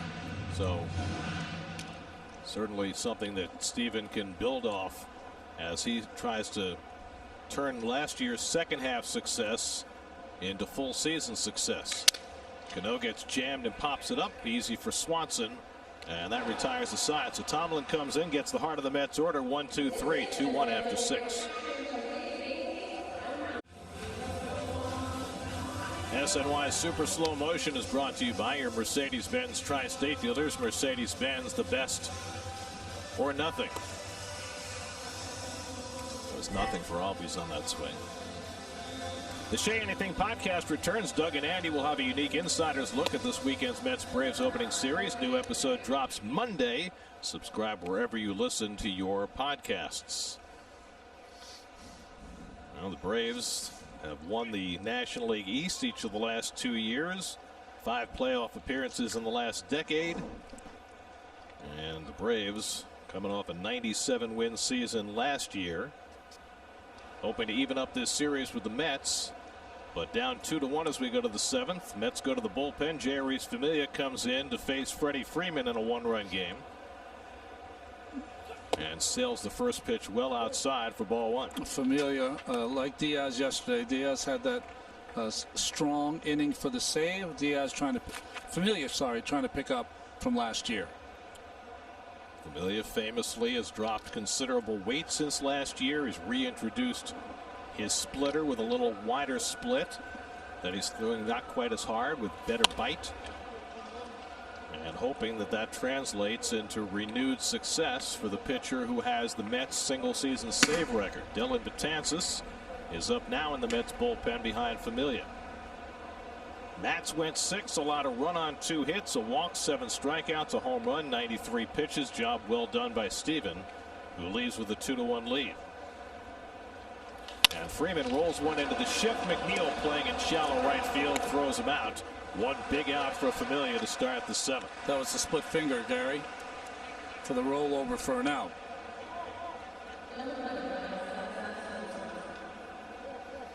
Braves had just 3 hits yesterday. They've had just 2 hits today. Here's Marcell Ozuna, who has struck out and flied out. Familia's done well against Ozuna.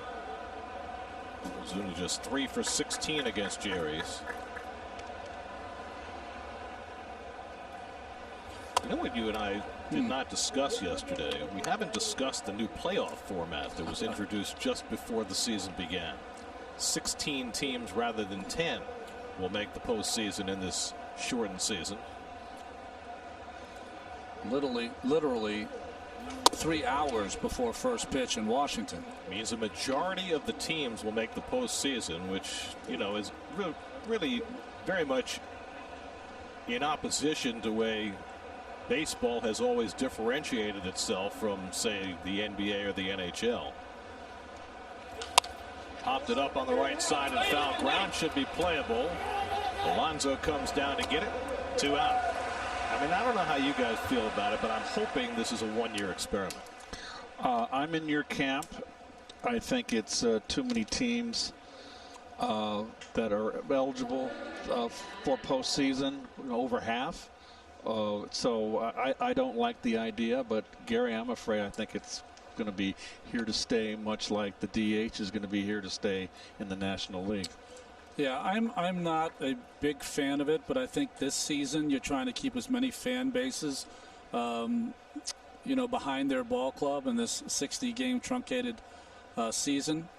I'm not sure if it's going to stick, because you're going to have at least one or two teams that have a significant under 500 record. Last year, the Texas Rangers, who I think were 22 games under 500, would have been in the playoffs. Yeah, I think that's the deal. You don't want teams with losing records getting into the postseason, which happens in the winter sports, and it really makes the regular season less potent. And baseball has got a 162-game regular season for a reason, and I understand there's more money generated with more postseason games, and that first round is now going to be best of 3, with the higher seed hosting all 3 games before you get to the division series.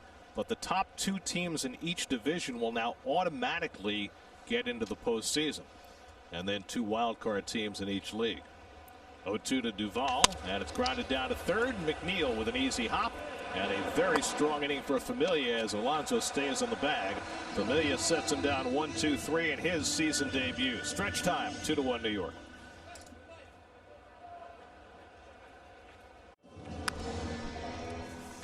Drive around the majors presented by Audi. Taking a look at the National League East. The Braves haven't won a playoff series in almost 2 decades, despite winning the last 2 division titles. The Nationals, the defending World Series champions, but certainly hamstrung with Rendon gone, Zimmerman opting out. Phillies with Zach Wheeler and Didi Gregorius, who have both already made an impact for the Phils in the first 2 days of the season. They are tied 1-1 with the Marlins today in the 6th. Wilson Ramos leads off for the Mets in the home 7th against Josh Tomlin, and lines one to center field. It's down for a base hit. So Ramos has his first hit of the season, a leadoff single in the bottom of the 7th. And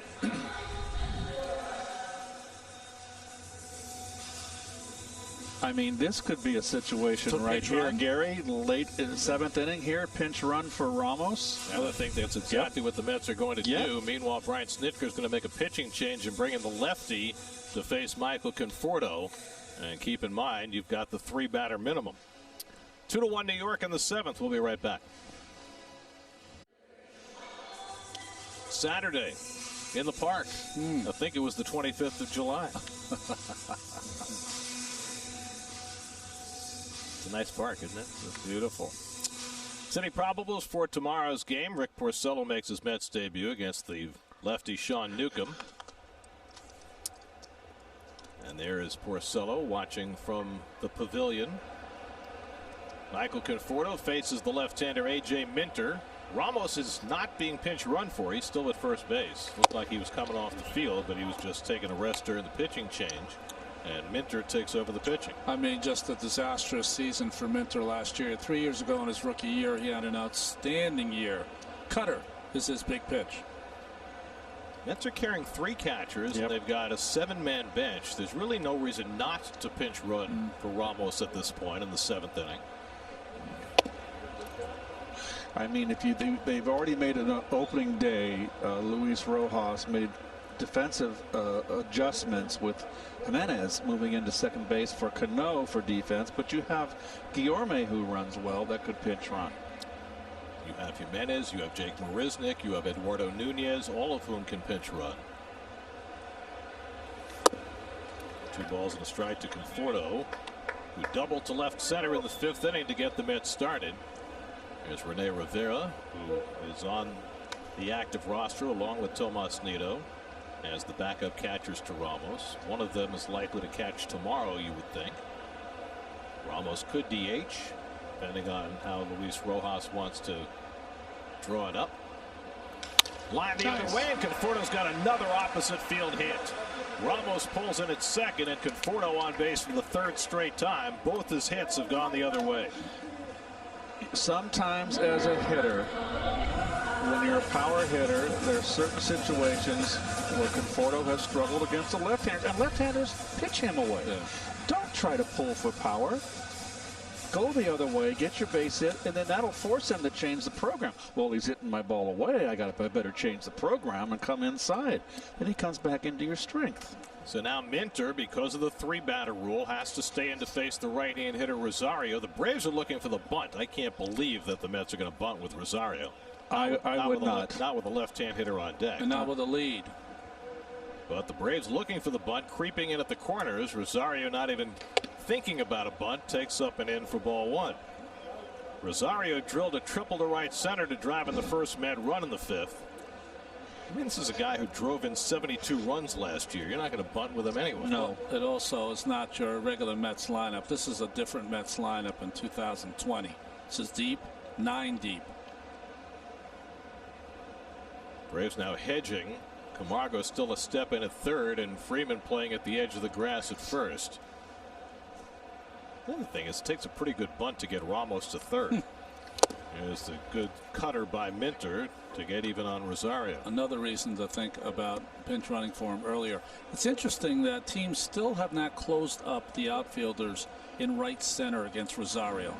Touki Toussaint is up in the Atlanta bullpen. Missed a lot of summer camp after testing positive for COVID, but ready to go. And that one skips into Jackson, who's able to knock it down and keep Ramos at second. Well done. Not a whole lot of movement right there. Not a lot of footwork. That little fortunate there, right? Yep. Didn't amble over to his left. That's trying to add to a 2-1 lead in the 7th. They've got the first 2 men on. Base hit for Ramos against Josh Tomlin, and then Conforto with his second hit off a lefty today, going the other way against Minter.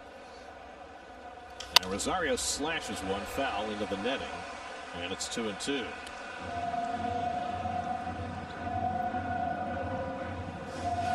Brandon Nimmo hitting 9th in the order on deck, and then McNeil behind him.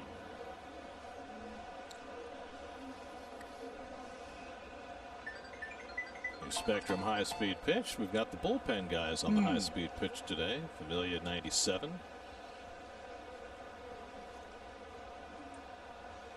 Two and two now to Rosario, and Ahmed got a piece of that.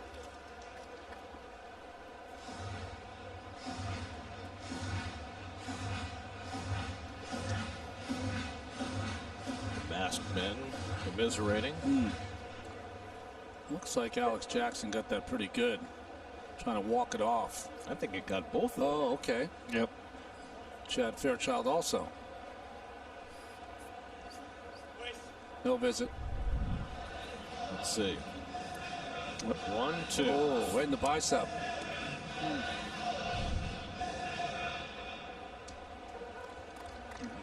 We'll be black and blue tomorrow. So if the catcher is protecting the umpire by taking a visit to the mound, it doesn't count as a visit? Of course, Gary. Come on. Shouldn't be able to visit anyway. It's supposed to socially distance. Should be no visits this year. 2-2 to Rosario.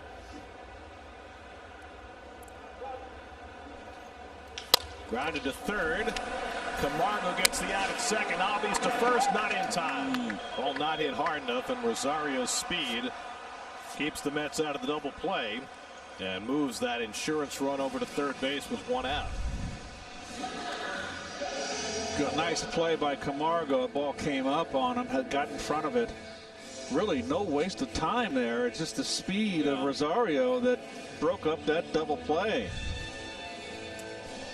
So now Ramos at third, and again the lack of a pinch runner here is glaring because it takes now a pretty decent fly ball to get him home.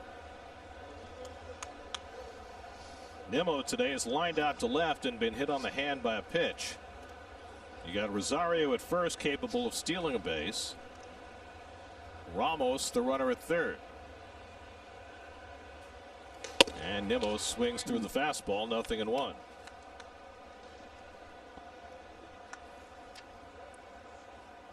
Nimmo facing A.J. Minter is 1 for 4 against him.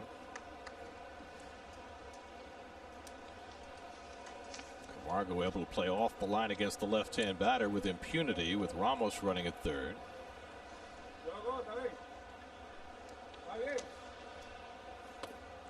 And Nimmo lays off.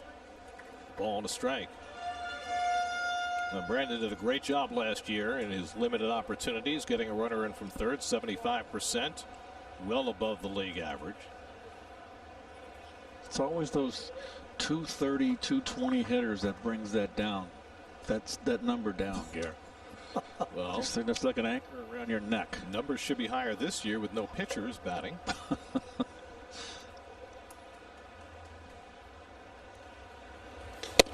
Another fastball that he swings through, and it's 1-2. 2 straight fastballs up in the letters.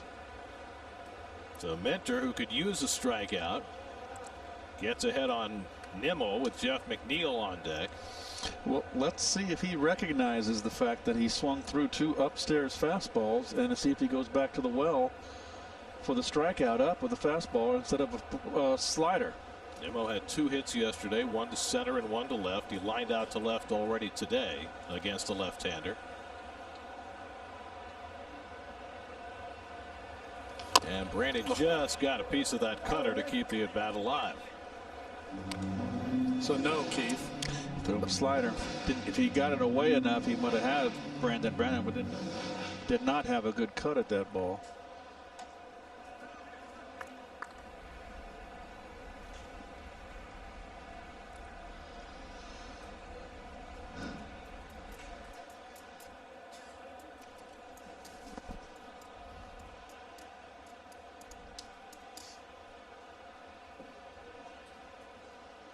Again, the 1-2 coming from Minter to Nimmo. And he struck him out.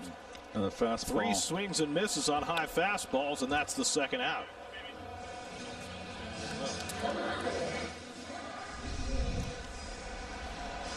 One slider wrong and went right back. Fastball.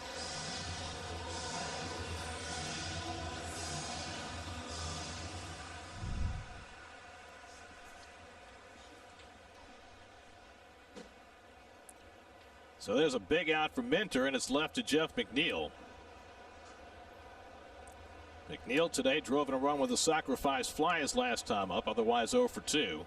Ramos at third, Rosario at first with 2 down. And McNeil thinking about a bunt. Wow. Third baseman Camargo playing back. That would be a novel way for McNeil to get a run home. Except the problem is if Ramos comes, Camargo could make the play at the plate. Yes, very good, Ronnie. That's Jeff, swing the bat.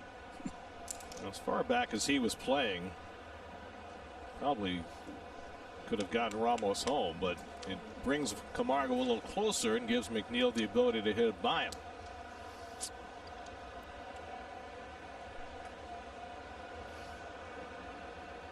Ooh. And Rosario almost got caught flat-footed that time. He falls back into the bag.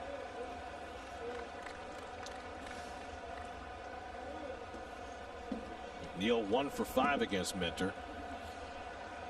It looked when he first came up like he was going to be a future closer for the Braves, but that has not worked out. Trying to bounce back from a very difficult 2019. Watch his set. His glove stays right behind his chin.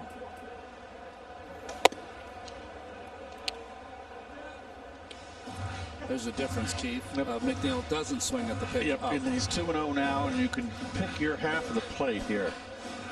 You know, all that's needed is that 2-out RBI here. You need a base hit. It's a nice insurance run over there, and Ramos at third. To me, usually the pitcher here likes that when they're 2-0, a tight game like this, they feel comfortable on the outside corner. It's keeping the ball away. And McNeil drowns one out.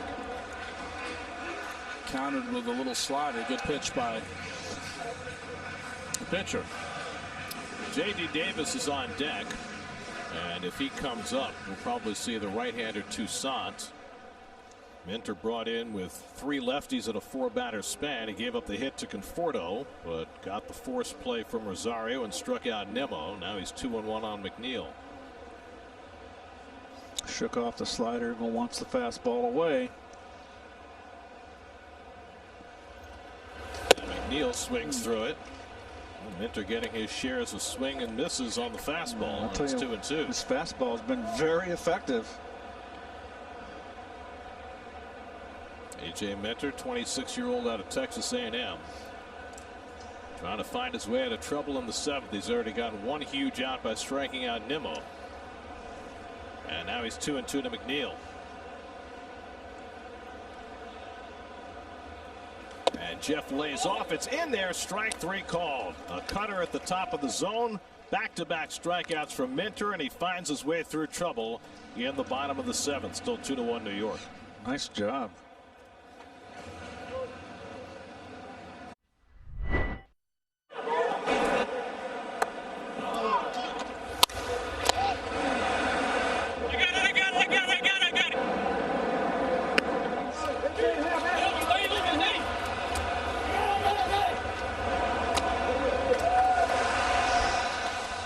No crowd, we certainly can hear more of the sounds of the game in the empty ballpark. And it's baseball is a vocal game too. We got to have that communication in the field.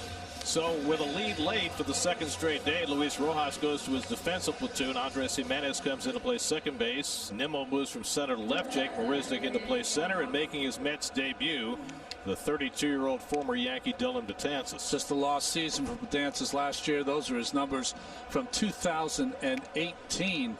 Got it up there to 95, 96 miles an hour against the Yankees in that scrimmage on Saturday night. He is devastating when he's healthy. 4-time All-Star, and the Mets are hoping that he can rebound to that form after missing all but one appearance last year with a shoulder problem and then an Achilles that he hurt in celebration in that one outing. And he starts off Dansby Swanson with a slider out of the strike zone for ball 1. Betances, a New York native, getting once again to pitch in his hometown, now on the other side of it. Swanson is grounded out and struck out 0 for 2. And Betances misses with a fastball, and it's 2-0.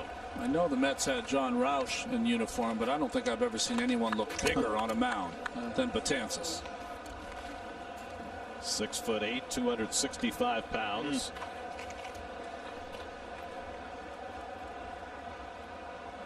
And Swanson drills one toward the left field corner, and that ball is foul. Just missed an extra base hit.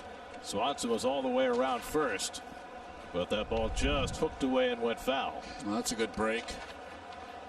Not by much. Whoa.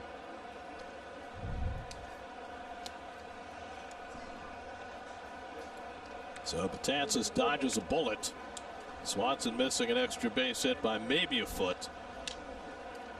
And he'll come back with a 2-1 count. Camargo and Riley due to follow.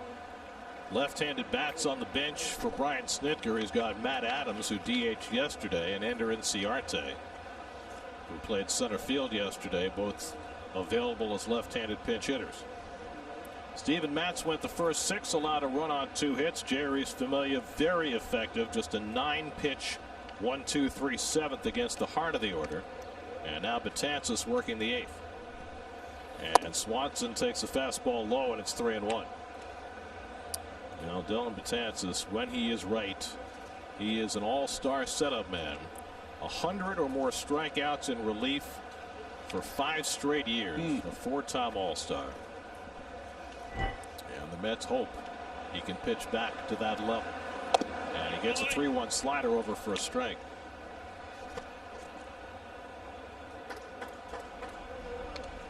Well, Justin Wilson, who pitched yesterday, ready to go back at it today. Ready for those left-hand hitters should they come up. And then you assume Diaz is available again for the 9th. 3-2. And Swanson goes down swinging on the breaking ball. Betances went to the breaker on 3-1 and on 3-2 to get the strikeout. Well, that was impressive. Be able to throw the one for a strike, and he's always had that slider that at times can be unhittable. Throws it 3/4, and the bottom drops out at the end. I mean, just a big fellow with a big arm and knows how to spin the baseball. Call it a slider, call it a curveball, whatever you want to call it. It's nasty when it's working. Choose you an out. So 1 out and nobody on. Met pitchers have now struck out 8 today, 23 in the first 2 games. Here's Camargo turning around about left-handed for the first time today. He had a base hit batting right-handed against Steven Matz, one of only 2 hits for the Braves today. They were limited to just 3 hits yesterday as the sidearmer Darren O'Day gets up in the Atlanta bullpen. That pitching has been spectacular through these first 16 or so innings. And for the second straight batter, Betances falls behind 2-0. Dellen's velocity was down during spring training, but by the time he got to summer camp, his velocity appeared to be back.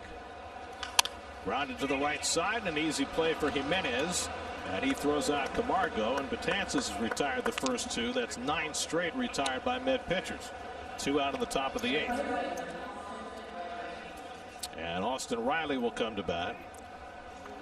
Riley is flied out and hit into a double play, 0 for 2. The Braves were shut out only 5 times all of last year. A National League low. They got shut out on opening day today. Today they have managed just 1 run on an opposite field home run by Adam Duvall. He hit the dog out of it. Last year, Gary, they scored 855 runs, which is 3rd in the National League. But of course, there's no Josh Donaldson this year. There's no Nick Markakis, and that has created some holes. Austin Riley trying to fill one of those holes. And a good breaking ball by Betances gets him a swing and a miss, 1-1.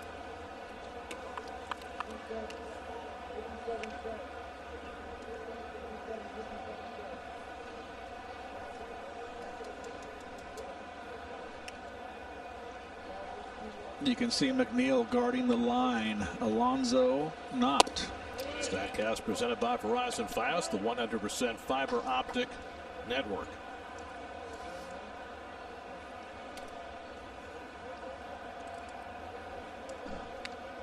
There's McNeil on the line.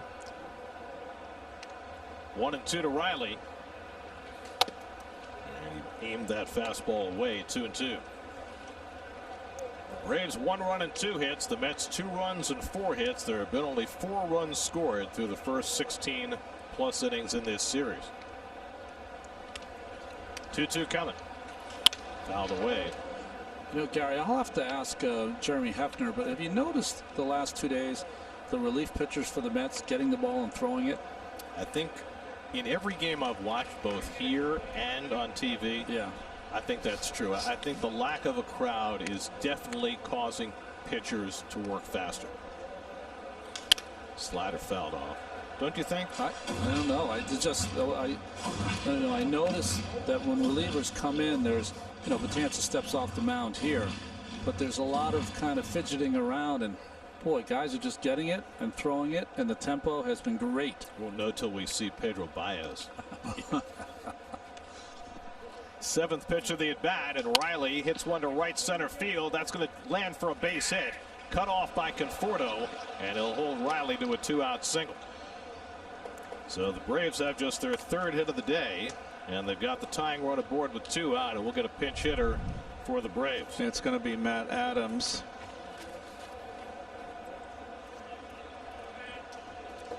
Good hitting by Riley. Got a slider up in the strike zone and went the other way. We'll get a pinch runner as well. Ender Inciarte will run for Riley, carrying the tying run. And that'll get rid of all the left-handed bench for the Braves right there. So Adams, who DH'd yesterday and went 0 for 4, gets the pinch hitting assignment here. Matt Adams has more pinch hit home runs than any active player. He's had 8 of them in his career. So Rojas waiting for the announcement of Adams. Does he keep Betances in, or does he go to Wilson? I think he's going to make a change. Yeah. I said 8. He actually has 11 career pinch hit home runs. And here comes Luis Rojas to bring in the lefty, and we'll see if the Braves respond in kind. They have Charlie Culberson sitting on their bench as a right-handed pinch hitter. Wilson coming in, 2-1 New York. We'll be right back.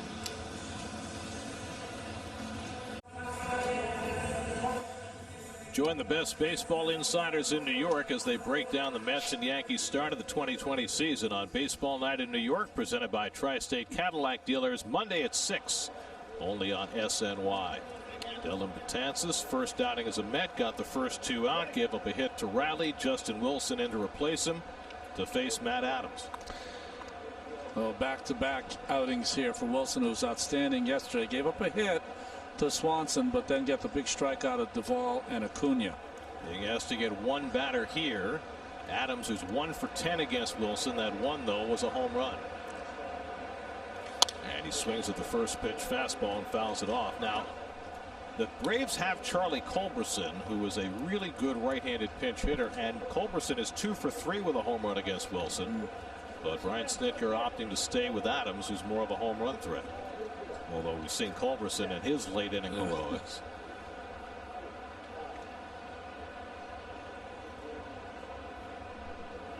And that's laced into the gap in right center field for a base hit. Racing for third is Inciarte, cut off nicely by Marisnick, and he'll keep the run from scoring. Adams holds at first with a well-struck single. The Braves have the tying run at third with 2 down, and Ronald Acuna coming up. Well, Mets playing a deep outfield there. Marisnick in for defense. I'm sure that Nimmo would have probably got there as well, but this ball is well struck. Gets in the gap at the tie ball game. Good job by Marisnick, and asking a lot of Wilson. He's got to get Acuna out again today. And now Charlie Culberson will come in to run for Adams at first base. So you got Inciarte, the pinch runner, at third, and Culberson, a pinch runner, at first. And now Acuna, who's gone 0 for 3 today, struck out against Wilson in the 8th inning yesterday. So here we go. 2-1 New York, 8th inning. Tying run at third with 2 out. And Acuna slashes one back into the screen, 0-1. Acuna took a cutter for the strikeout in yesterday afternoon's game. Backdoor cutter. Yep. He's 1 for 2 in his career against Wilson. Back-to-back 2-out hits by Riley and Adams to set the table. And Acuna takes a fastball high, 1-1. This kid's going to break out. You just hope it's Monday. He's 1 for 7 so far in this series. A broken bat hit against DeGrom yesterday. Each team now with 4 hits in this game. First time the Braves have had a runner in scoring position today. And Acuna fouls off the cutter, and it's 1-2. That cutter has been such a good weapon for Wilson during his tenure with the Mets. Wilson is fearless. He pounds those right-handers in, and he's very effective with that cutter, and he's precise with it. Very seldom makes a mistake. Betances, an interested onlooker. That's his run standing at third base. 1-2 coming to Acuna. Struck him out. Wilson pulled the string, and he got Acuna to retire the side. Wilson strikes out Acuna in a 1-run game for the 2nd straight day. This time with a curveball. 2-1 New York.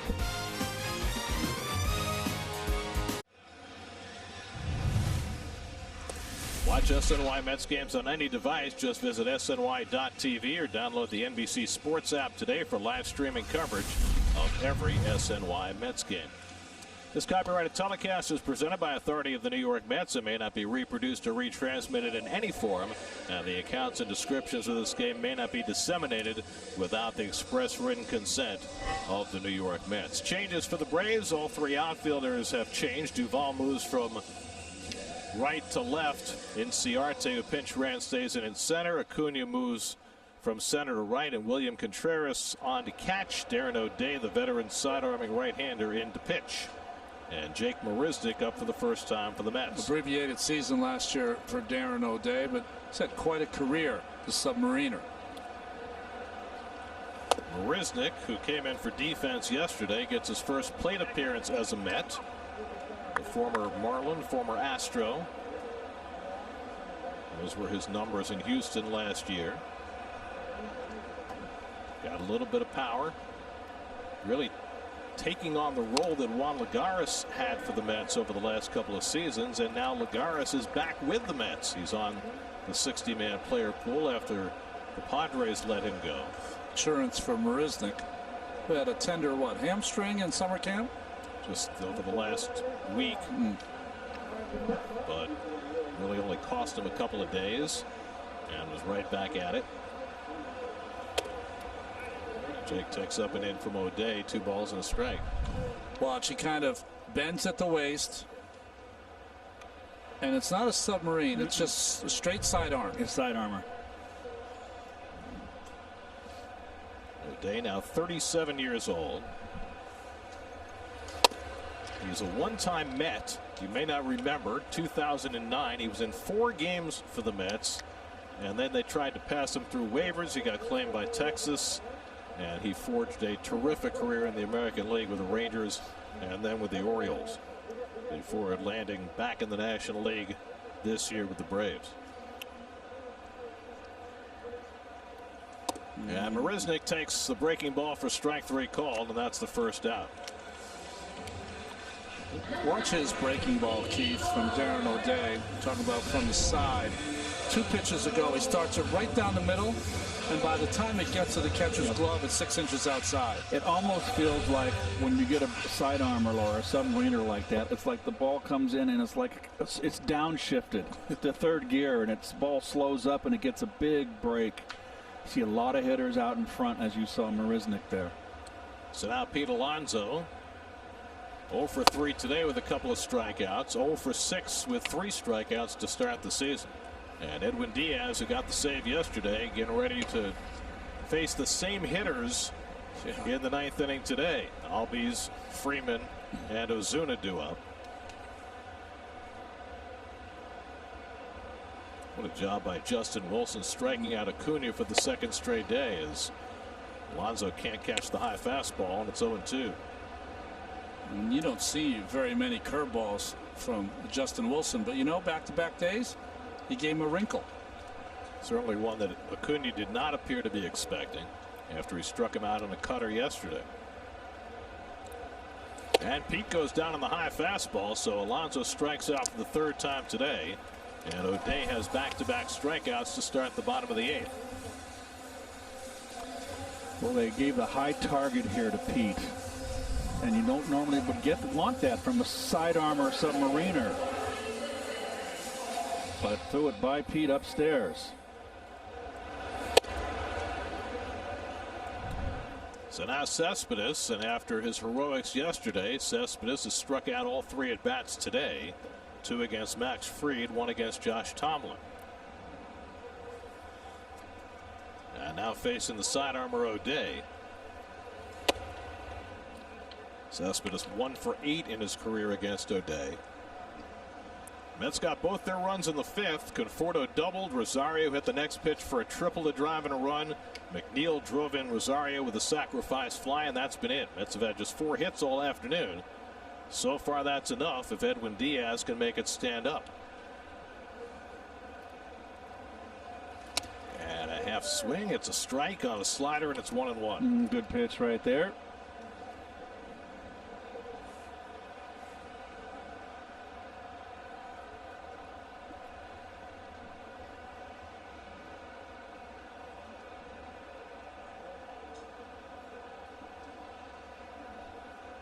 Andres Jimenez is the on-deck batter.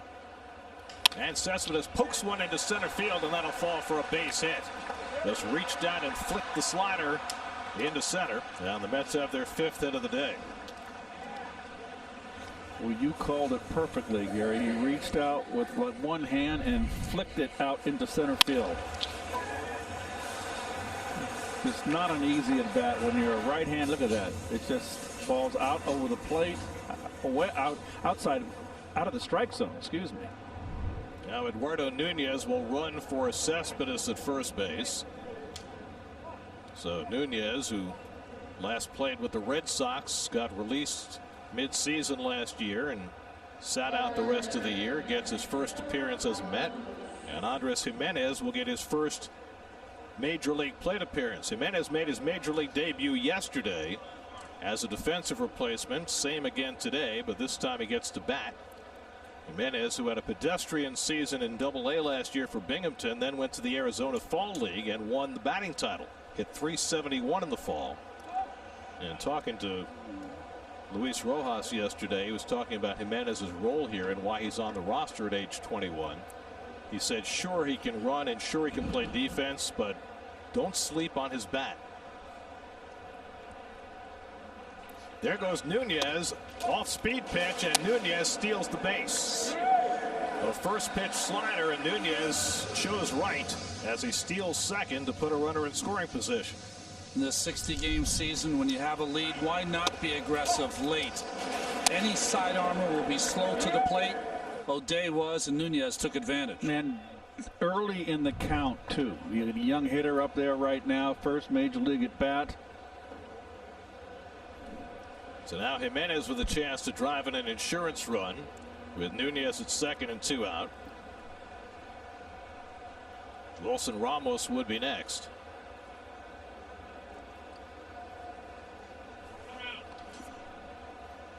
Braves have Albies, Freeman, and Ozuna due up. It was the same cohort that Diaz faced yesterday when he picked up the save on opening day. And he'll get that same assignment this afternoon. Jimenez fouls off the fastball, and it's 0-2. All good arms in the outfield. Enciarte, you know, has got the Gold Glove. Acuna's got a rifle in right field, and the third baseman, Riley, might have the best arm of all of them. Sorry, Duvall in left. I'll take it back. He's got a good arm too.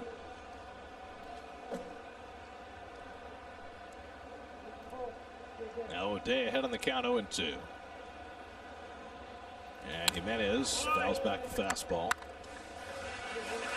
Max Fried went the first 5 for Atlanta, gave up 2 runs and 2 hits after holding the Mets hitless for the first 4. Josh Tomlin an inning plus, no runs and 1 hit.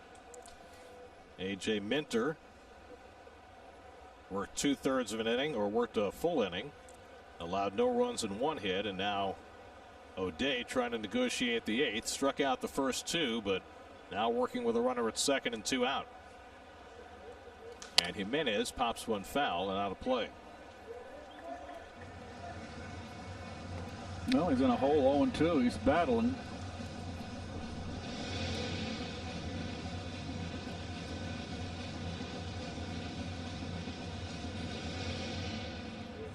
The scouts like his plate coverage. They like his line drive swing. They feel as though when he gets a little older and a little stronger, he might hit for some power. But he's only 21 years old.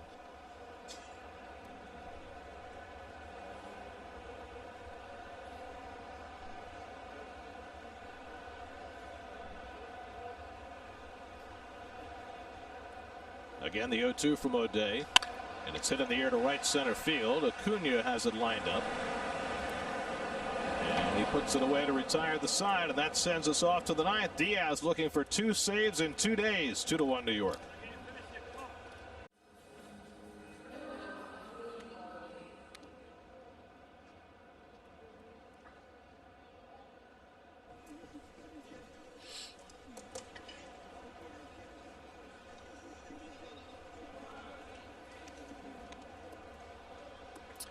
All right, thanks, Gary. Tomorrow the game's on ESPN. We're back with you Monday night when the Mets begin their 4-game home-and-home series with the Red Sox. Michael Wacha will make his Mets debut. Coverage begins at 7 o'clock Monday right here on SNY. Edwin Diaz on to face Ozzie Albies leading off in the 9th, and he takes a fastball outside for ball 1.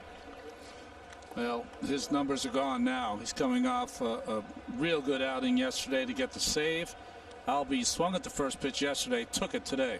Albies 0 for 3 today, batting left-handed for the first time, and a nasty slider by Diaz, 1-1. No, that's his strikeout pitch right there. That was the pitch that eluded him all last season. And he looked terrific yesterday, and he's looking good so far. Freddie Freeman on deck. Albies takes a fastball on the inside edge, and it's 1-2. So he threw the back foot slider, came with the inside fastball, and he has Albies muttering to Chad Fairchild. I thought that ball was in. Let's see. Oh, I got it. No, that's yep. a strike on the black. Diaz, the 5th Met pitcher of the day, trying to save it for Steven Matz, who went a solid 6, allowed a run on 2 hits. Albies swings and fouls back a high fastball. Edwin Diaz last year, the entire season, never had saves on back-to-back days. In fact, his ERA when pitching back-to-back last year was 13.5. He did save the first 2 games of the season last year in Washington, but that was with a day off in between, and he did that one other time, but never had saves on back-to-back days. And he bounces that slider 2-2. So Diaz trying to get off to a very different beginning this year after a forgettable 2019. Freddie Freeman looms on deck. Big pitch here, Keith. 2-2. Gonna drop a slider on him. We'll see. And Albies got a piece of that slider. And that was hung up over the upstairs over the middle. Try that fastball back inside. He didn't like it when it was called. The Mets bullpen has turned in 6 scoreless innings over the first 2 games, and Diaz trying to extend that. Here it is. He didn't want it. He wants the slide ball. 2-2 coming. Struck him out. Diaz fans Albies to start the 9th inning. On the back door. Like Betances, he's got a little 3/4 action with that slider. That middle finger providing the spin, and that ball just dropped straight down. Now Albies way out in front of that. Well, the slider has looked very impressive over these first 2 outings so far. Now he has to deal with Freddie Freeman, whom he walked yesterday. Freddie's 0 for 2 in this game, and he takes one just inside for ball 1. And that fastball's got life. And I'm not looking at that 98 mile per hour on the radar gun. I can tell from the center field camera. It's got some giddy up. Well, I'm looking at the 98 and it looks good. And Freeman lifts one out to left field. Should be easy for Nimmo. And there are 2 out. So Diaz handily retires Albies and Freeman, and the Braves are down to their final out of the afternoon, with Marcell Ozuna coming up. Ozuna struck out looking against Diaz yesterday.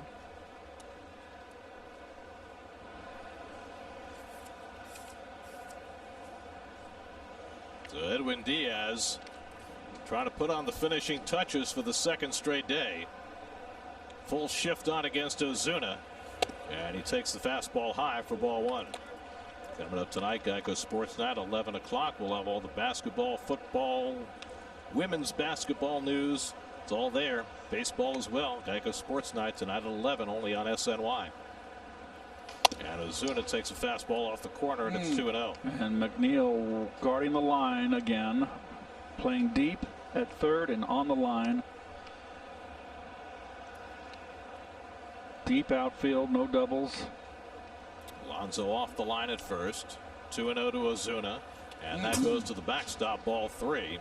If Ozuna keeps it alive, Adam Duvall, who has accounted for the only Braves run today with a home run, would be next. The Mets have held the Braves to just 7 hits over the first 17 2/3 innings in this series. 1 more out to get for Diaz, but he's behind 3-0 in Ozuna. And he takes a strike, 3-1. Ozuna, 29 home runs last year for St. Louis. Playing his 2nd game as a Brave. He had a hit in the game yesterday. 3-1. Swing and a miss at the slider. And now the Braves are down to their final strike. Boy, that was a good pitch. Tiny little slider for a strike. Way out in front. Ozuna. 3-2 coming. And a fly ball out to right, chasing Conforto back onto the track at the wall. It's out of here. Marcell Ozuna ties the game with an opposite field home run, with the Braves down to their final strike. Ozuna's first home run as a Brave, and they've tied it up 2-2 in the 9th. Diaz was right on the brink, but Ozuna on a 3-2 pitch goes the other way. 2nd opposite field home run of the day for Atlanta. And Diaz, after the save on opening day, blows one in the 9th today. You got to give Ozuna some credit here. It's a belt-high fastball away, and he was going that way, not trying to pull. That's just good hitting. The ball was a little bit up.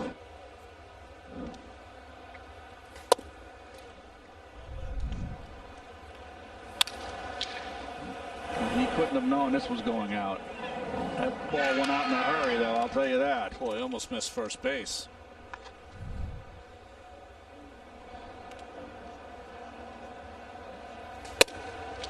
And now Duvall takes a slider out of the strike zone. It's 2-0. 15 times last year, Diaz was taken deep, all in the ninth inning. And he gives up a home run in the ninth inning in his second outing of this season. And all he can do is smile. Well, smile to stop from crying. Fastball for a strike to Duvall. Duvall got on a breaking ball from Steven Matz and hit it into the second row in the right field corner for a home run in the second inning. The Braves were blank from then until 2 out and 2 strikes in the ninth.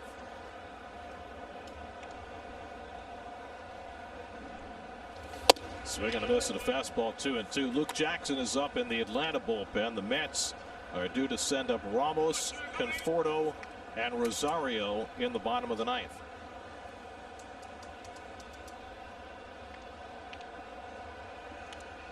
Duvall 1 for 3 on the day.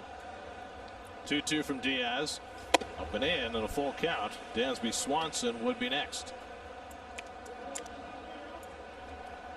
There's Luke Jackson getting ready to pitch the bottom of the ninth. After Darren O'Day pitched a scoreless eighth.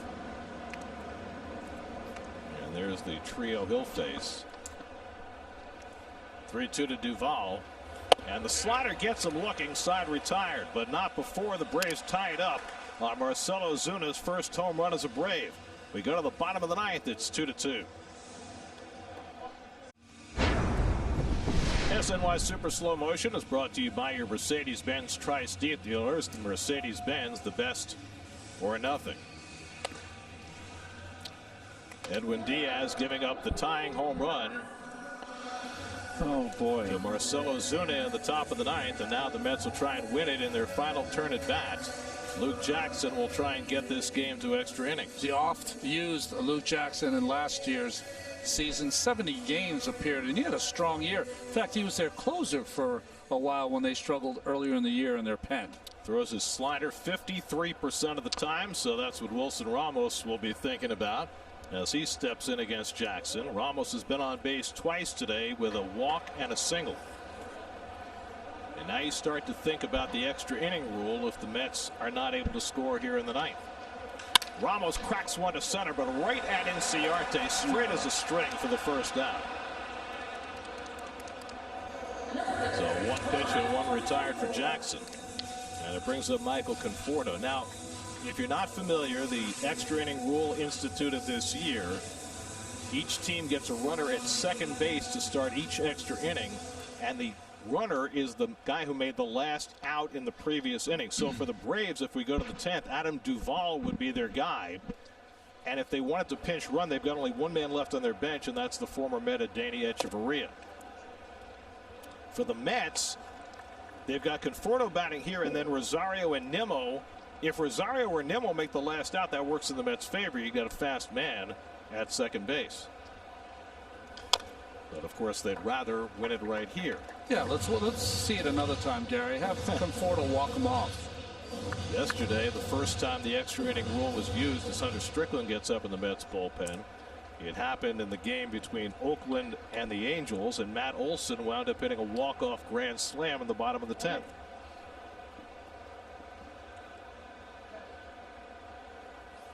And that one skips away. The quirk in that game was that Shohei Ohtani made the last out for the Angels in the ninth, and he was completely unaware of the rule. And they had to get him out of his jacket and to run, and then he got thrown out trying to go from second to third on a ground ball to first base.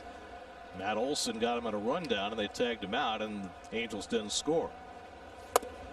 Off the corner to Conforto, and now Jackson behind 3-0. Michaels had a good day, a walk, and then 2 opposite field hits. Yes. Double to left center and a single to left.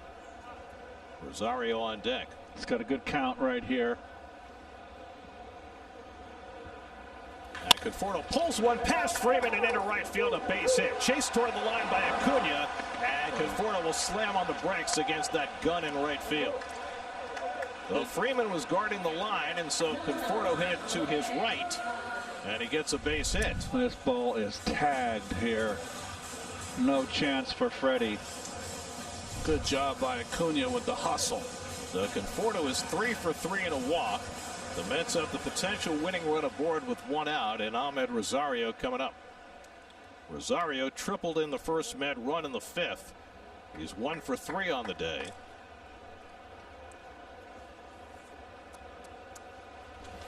And taking all the way, a slider for a strike. Interesting there. Wanted to get a good look at Jackson. Rosario 1 for 4 against Luke Jackson.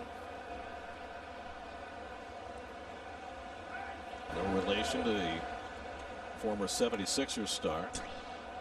Luke Jackson played alongside Wilt Chamberlain with the Sixers. He was the power forward at 6'7", I believe. On that 67 win team, right? 69 win team. Yep. Was Matty Gukas on that team? Al Greer. Yeah. Hit hard toward the hole, base hit.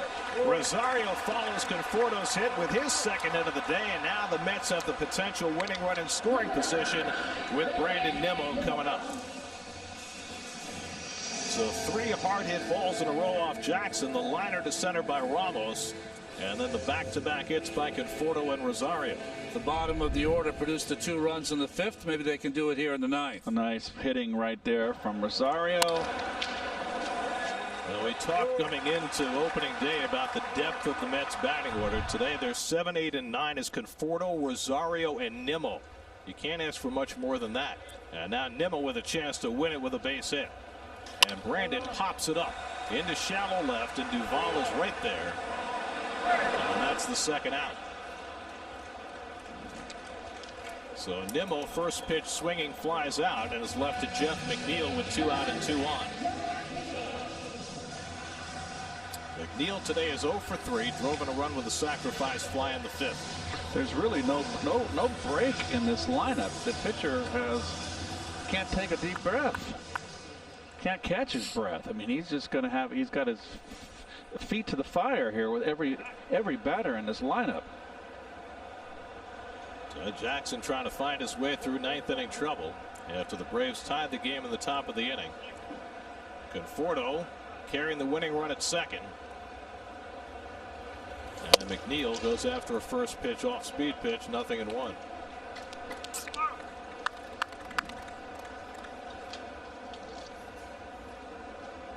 McNeil's had only 1 at bat against Jackson, 0 for 1. Swanson staying right behind Conforto, hoping maybe he can slow him down and give them a chance at the play at the plate on a base hit to the outfield. Yanked foul, and 0-2, and McNeil yelling at himself. He chased a bad pitch. That ball was inside. It wasn't a strike. The other sounds of the game. McNeil trying for Willow's revenge after Duvall plunked his dog back in the 2nd inning. Or at least the cutout of his dog on the right. Willow still up and paying attention.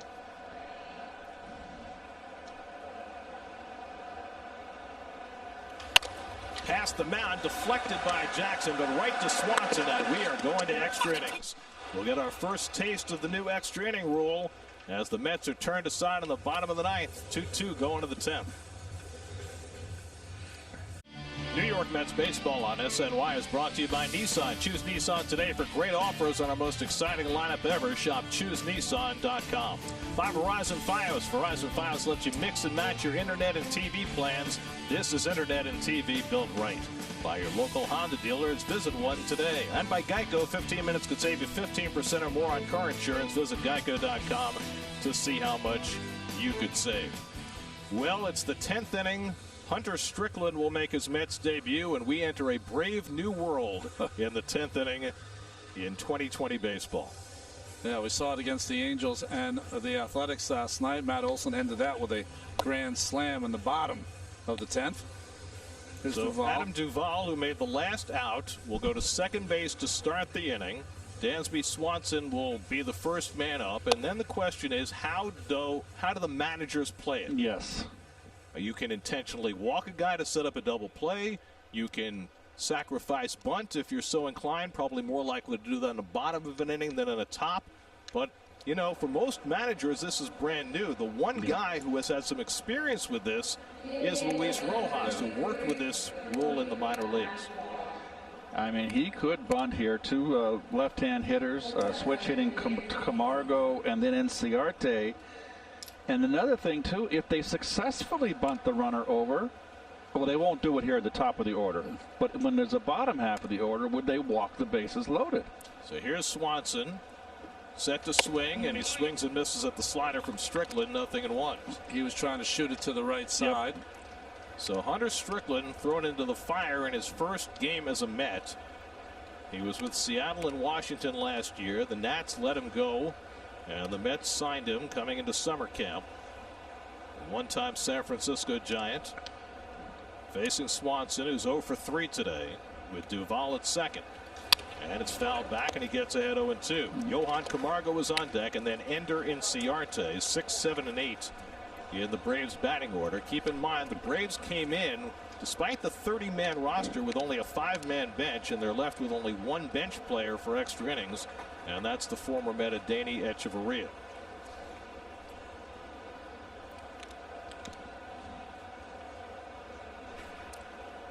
The point of the extra inning rule is to prevent long games, to prevent the 16 and 17 inning games in this pandemic-stricken season.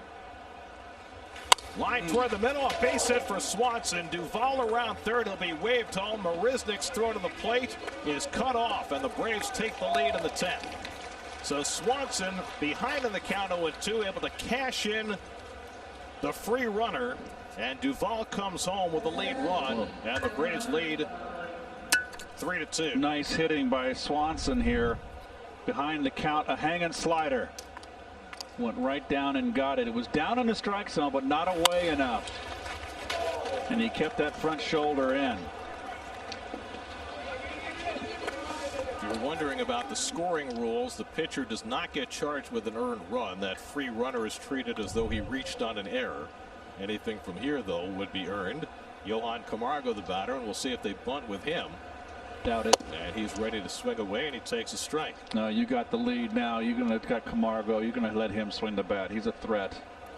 I think this is what you're always going to see, is that the road team is going to play for the big inning. Yes.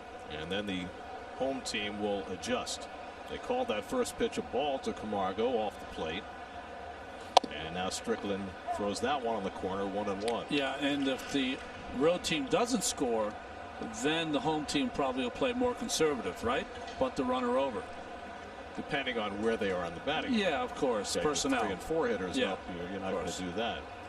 But the Braves working with the bottom of the order, and they've already got a run home. Now, when the Mets come to bat in the bottom of the 10th, their free runner will be Jeff McNeil, so they'll have a little bit of speed out there. And then they'll have Marisnik, Alonso, and Nunez coming up. Remember, they pulled J.D. Davis for defense. They pulled Cespedes for a pinch runner. And so the Mets lacking some of their big hitters. They will have Alonso, though, up second in the inning.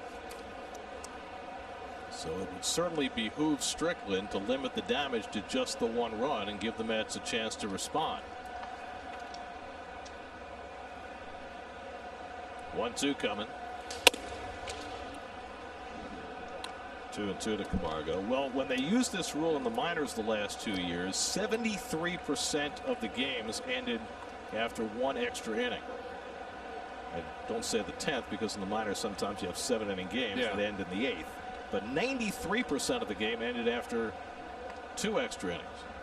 So it certainly does shorten games. And slider in the dirt, and it's 3-2 to Camargo. So Strickland struggling here. Gave up the hit on the 0-2 pitch. I'm trying to put away Camargo with Inciarte to follow. I would certainly let Swanson run here 3-2. Stay out of a double play. You got the lead. Be aggressive. Yep, be aggressive is right. Nice block, by the way, by Ramos there on that slider in the dirt.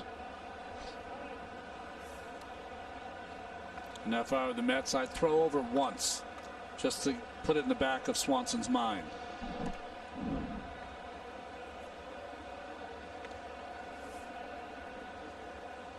Swanson runs, and Camargo fouls it at the plate. Well, the Mets had this game all set up the way they wanted. Steven Matz was terrific for 6 innings. The Mets scored a couple of runs in the 5th. Held a 2-1 lead going to the 9th. Familia, Betances, Wilson all got it done. Edwin Diaz retired the first 2 in the 9th. But then on a 3-2 pitch to Marcelo Zuna, he went with an outside fastball, hit it over the fence in right center to tie the game. And now the Braves have taken the lead thanks to the new rule in the 10th.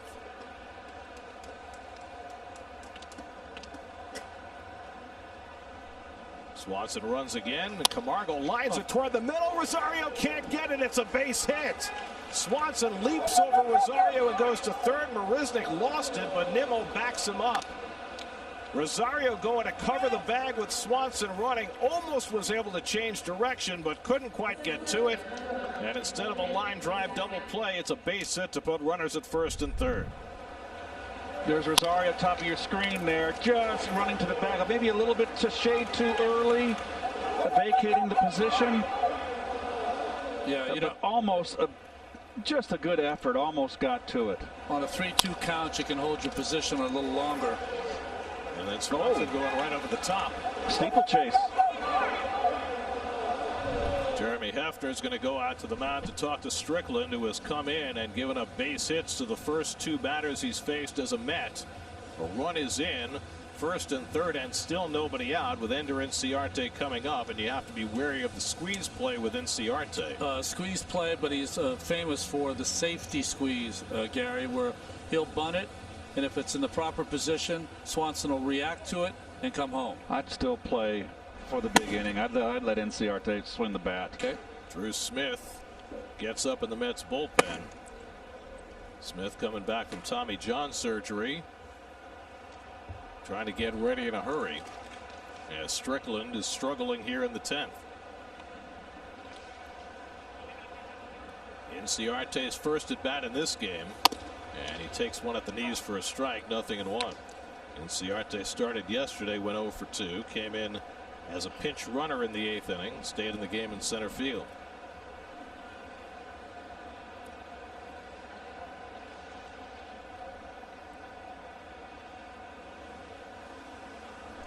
And he rolls one slowly. Strickland bobbles it, looks home too late, and gets the out at first. He didn't have a shot at home from the get-go. Braves lead at 4-2. Well, if he had handled the ball cleanly, he might have, but it ran up his arm, and by that time, Swanson was easily across the plate.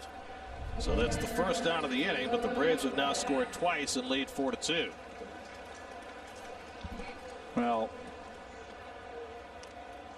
even if he gets it cleanly, Garrett, with Swanson's speed, and that's a contact play with runners on first and third, they're not going to have him. He's going to break on contact. It's going to be tough on a slow roller like that to get him at home. So now William Contreras will take his first major league plate appearance, and he drives one toward the gap in right center. Marisnick races over. He won't get there. It's an extra base hit for Contreras, and that'll bring home the 3rd run of the inning. Camargo in to score. William Contreras, on the first pitch he sees in the major leagues, drills an RBI double, and the Braves lead at 5-2. My, oh my. William Contreras, younger brother of the Cubs catcher Wilson Contreras, called up because of the illness that has befallen the 2 Braves catchers, Travis d'Arnaud and Tyler Flowers, and he cashes in an RBI double on the first pitch he sees in the major league. That's just got Contreras to start tomorrow. And that's going to be all for Hunter Strickland, who faces 4 batters, gives up 3 hits. The Braves have 3 runs home in the 10th. 5-2 Atlanta. Pitching change. We'll be right back.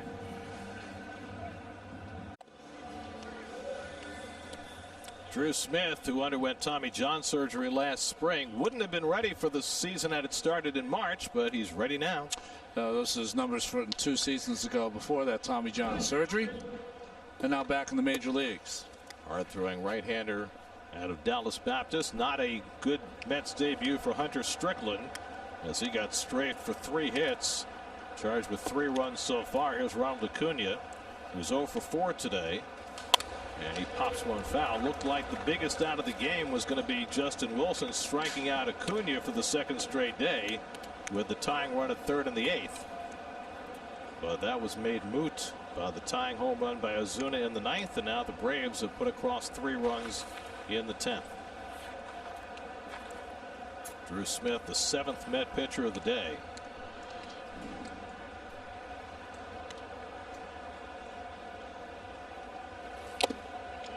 He has been impressive during summer camp, as he was impressive during his debut season in 2018.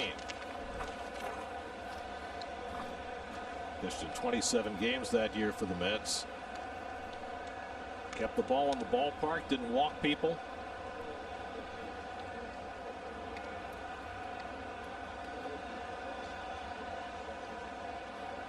And Acuna lays off the cutter, and it's 1-2. That cutter is a new pitch for Drew Smith. Saw more 4-seamers and curveballs from Drew Smith in 2018.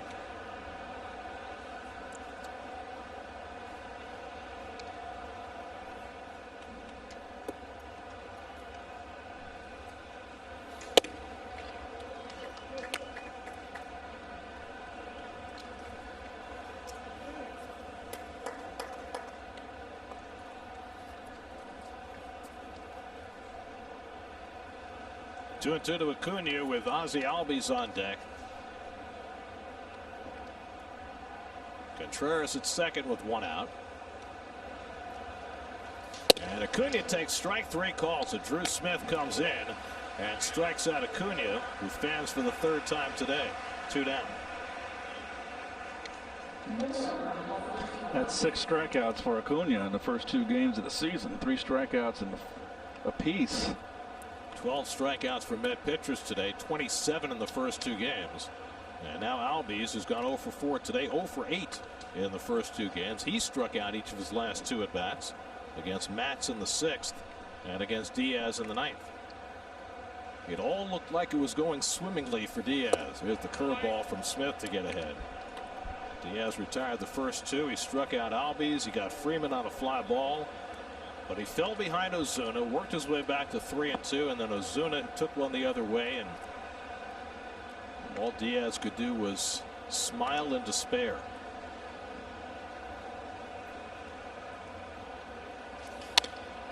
And I know it is an incredibly small sample size. It's the 2nd game of the season. But with all that befell Edwin Diaz last year, and with a 60-game schedule, you really have to wonder the impact that home run is going to have on Luis Rojas and his confidence in Diaz, and Diaz's confidence in himself, and in what the roles will be going forward. That's a lot of choices in that bullpen. Grounded to the right side. Alonso sprawls to get it and finds Smith for the out, and that retires the side. Drew Smith gets the job done, but not before the Braves put up a 3 spot in the 10th. Mets come to bat, down by 3.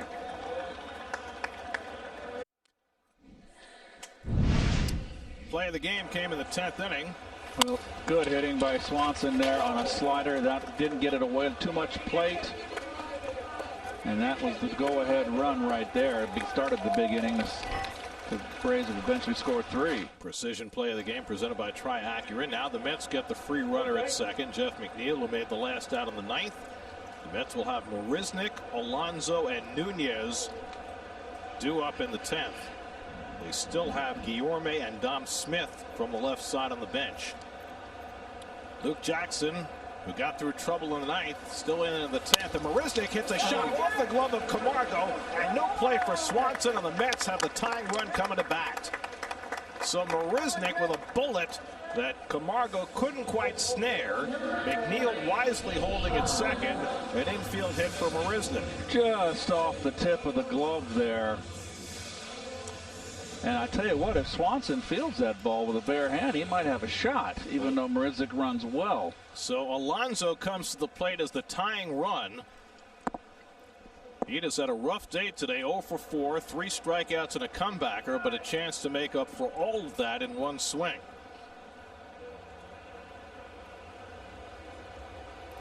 And Pete takes a fastball for a strike from Jackson. Eduardo Nunez is in the DH spot after running for Cespedes in the 8th inning, and he's on deck. So if you're Jackson, how carefully do you go about matters here against Alonso? 2 fastballs, this one away, 1-1. You know, you got a 3-run lead. I know you have a home run hitter up, a guy who hit 53 home runs last year, but you do have a 3-run lead. You got to get some outs somewhere. Alonso 2 for 4 against Jackson without a home run.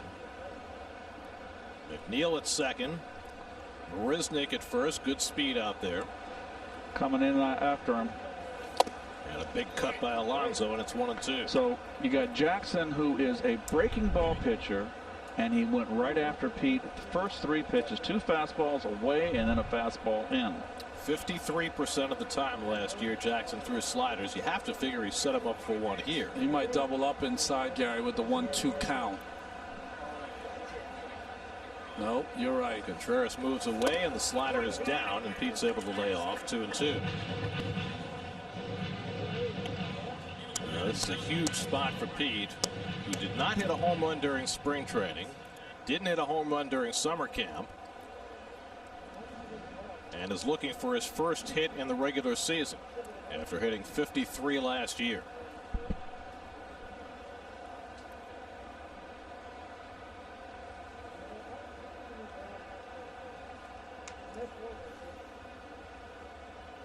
Two coming from Jackson. And that slider just missed. Good eye. 3-2. It's a close one. Now what do you throw? He's tipped his hand. He threw him 3 fastballs. Oh, he wants to talk. Then he threw 2 sliders, both down out of the strike zone. He's got the rookie catcher Contreras behind the plate. Contreras contributed a huge hit in the top of the 10th to stretch the Braves' lead. And now he and Jackson trying to figure out what to do on 3-2 to Alonso. I wonder if he wanted to change the signs. He didn't like how Pete took those breaking balls in the dirt. I've noticed that the free runner at second does not go out there until the pitcher has finished his warm-up pitches. 3-2 coming. And Alonso drives one to center field. That's down for a base hit. McNeil playing cautiously. He'll go to third and stop there. So Pete Alonso has his first hit of the season, and that loads the bases with nobody out. Tying runs aboard with Eduardo Nunez coming up. Well, that's the first time I haven't seen Enciarte. Oh, I mean, he seems to always make the play. Breaking ball right here. Pete right on it. Not a bad pitch. I think if you're Enciarte, you have to be cautious there because you don't want Alonso to be in scoring position with the tying run. No, I agree, but I'm just so used to him making the play. So now Nunez, his first at bat as a Met. Well, we had ideas of playing a little bit deep. No doubles, power hitter. What'd you say happened in that extra inning game, the first one last night, Gary? There was a walk-off grand slam by Matt Olson. Eduardo Nunez trying to play the Olson role. Mets down by 3. Nunez at the plate, and he flies one out to center. Enciarte coming in, and McNeil will stay put at third base, I'm sure. No sense taking a chance. That's the first out as Enciarte gets it to the plate on the fly. So 1 out, and now Dom Smith is going to bat for Andres Jimenez. The last time Dom Smith batted against the Braves was the last at bat of the season for the Mets.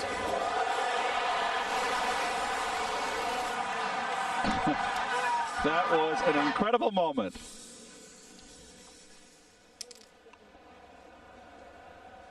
So Dom looking for another incredible moment. With the tying runs on base, and the Mets down 5-2. He's batting for Jimenez. The Mets still have Luis Guillorme on the bench, so they've got an extra infielder. And this is the advantage of having that 7-man bench. Yep. The Mets have a lot of parts to go to. Chad Fairchild, the home plate umpire's head is spinning with all the moves that are being made. So now Jackson will work out of the full windup to Dom with the bases loaded and 1 out. And Dom takes the fastball inside for ball 1. Well, so far the extra inning rule has produced plenty of excitement. Yes, it has. Don't know if it's going to work out for the Mets in the end. But after giving up 3 runs in the top of the 10th, the Mets looking to respond here in the bottom with Dom Smith batting for Andres Gimenez. McNeil, Marisnick, and Alonso the base runners. And Dom slashes one foul, a ball and a strike. Interesting that Jackson here in trouble has gone to his fastball.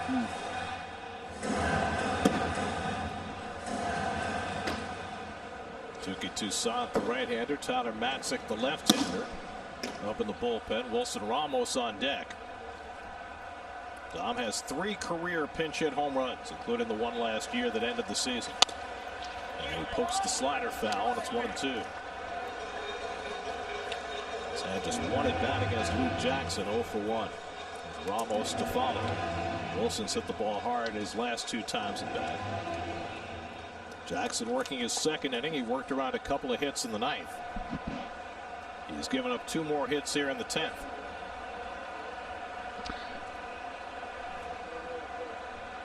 One, 2 to Dom. And he lays off the slider in the dirt. Good stop by Contreras. 2-2.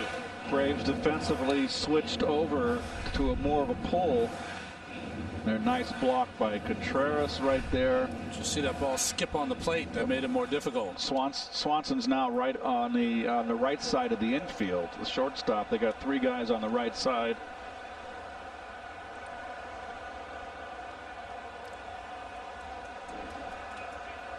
Two and 2 to Dom Smith. Fly ball, shallow center. Inciarte was playing deep, but he'll get in to grab it. That's the 2nd out. McNeil's going to race home. The throw by Inciarte not in time. The Mets get a run on the sac fly by Dom Smith, but now they're down to their final out. It's 5-3 Atlanta.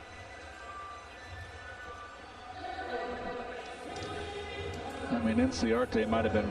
Braves wanted to appeal at third base, thinking that maybe McNeil left too soon. Camargo wants an appeal play. Saying that the pitcher has to do it? No.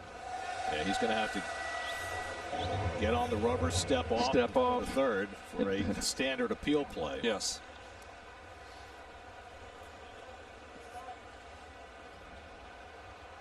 Camargo still has the ball. Now he gives it to Jackson. I don't believe. And yeah, they're apparently not going to appeal. And I don't think McNeil left early. So let's see.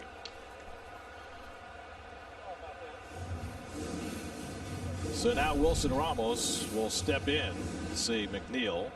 They're gapping Ramos, playing deep outfield. He definitely did not leave early. So the Mets down to their final out. Ramos with the tying runs on base and 2 down. 1 for 3 today. And takes a slider up and in for ball 1. Ramos singled to center in the 7th, then hit a bullet to center field and was retired in the 9th. Conforto in the on-deck circle. It's trying to yank out a game which they have let get away. And Ramos foul tips the fastball, and it's 1-1. They've got the left-hander up in the bullpen, Tyler Matzik. So if Ramos keeps it going, we'll probably see Matzik to pitch to Conforto. Which hasn't mattered today. Conforto has 3 hits. 2 of the 3 against lefties.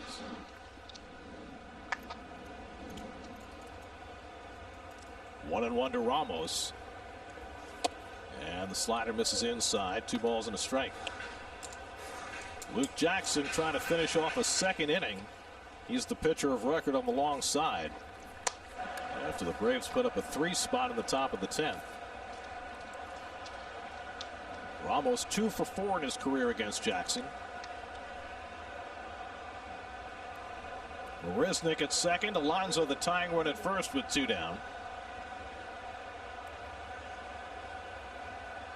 And Ramos hits it sharply, but right at Swanson, and the Braves have evened up this series. The Mets let one get away as Edwin Diaz gives up a 2-out home run in the 9th to Adam Duvall, to a Marcelo Zuna to tie it, and then the Braves put up a 3 spot in the 10th and hang on to beat the Mets 5-3. Well, Keith, the pitcher, the Mets had 2 relievers who went back to back. Wilson got the job done. Diaz did not. Well, this is a tough loss for the Mets here. Watch this slide, Keith. Oh, yeah, we got him with a little bit of the spike. Unintentional.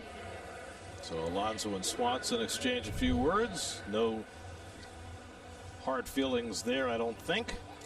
But a very difficult loss for the Mets. They were on the verge of going 2-0, but instead the Braves rally for the home run in the 9th off the bat of Ozuna, and then score 3 in the 10th. 5-3 should be the final score there, as the Mets did get a run in the bottom of the 10th. But it is Diaz who blows the save, and that will be the story of this one. The game summary brought to you by Sector Spider ETFs. And there's that 3rd run on the board for the Mets. But the rubber game of this series will be tomorrow night. That'll be on ESPN with Rick Porcello on the mound for the Mets. We'll be back with you on Monday night for the first of 4 between the Mets and the Red Sox, 7 o'clock. Now for Keith Hernandez, Ron Darling, and our entire SNY crew, I'm Gary Cohen at Citi Field. Time for WB Mason Post Game Live.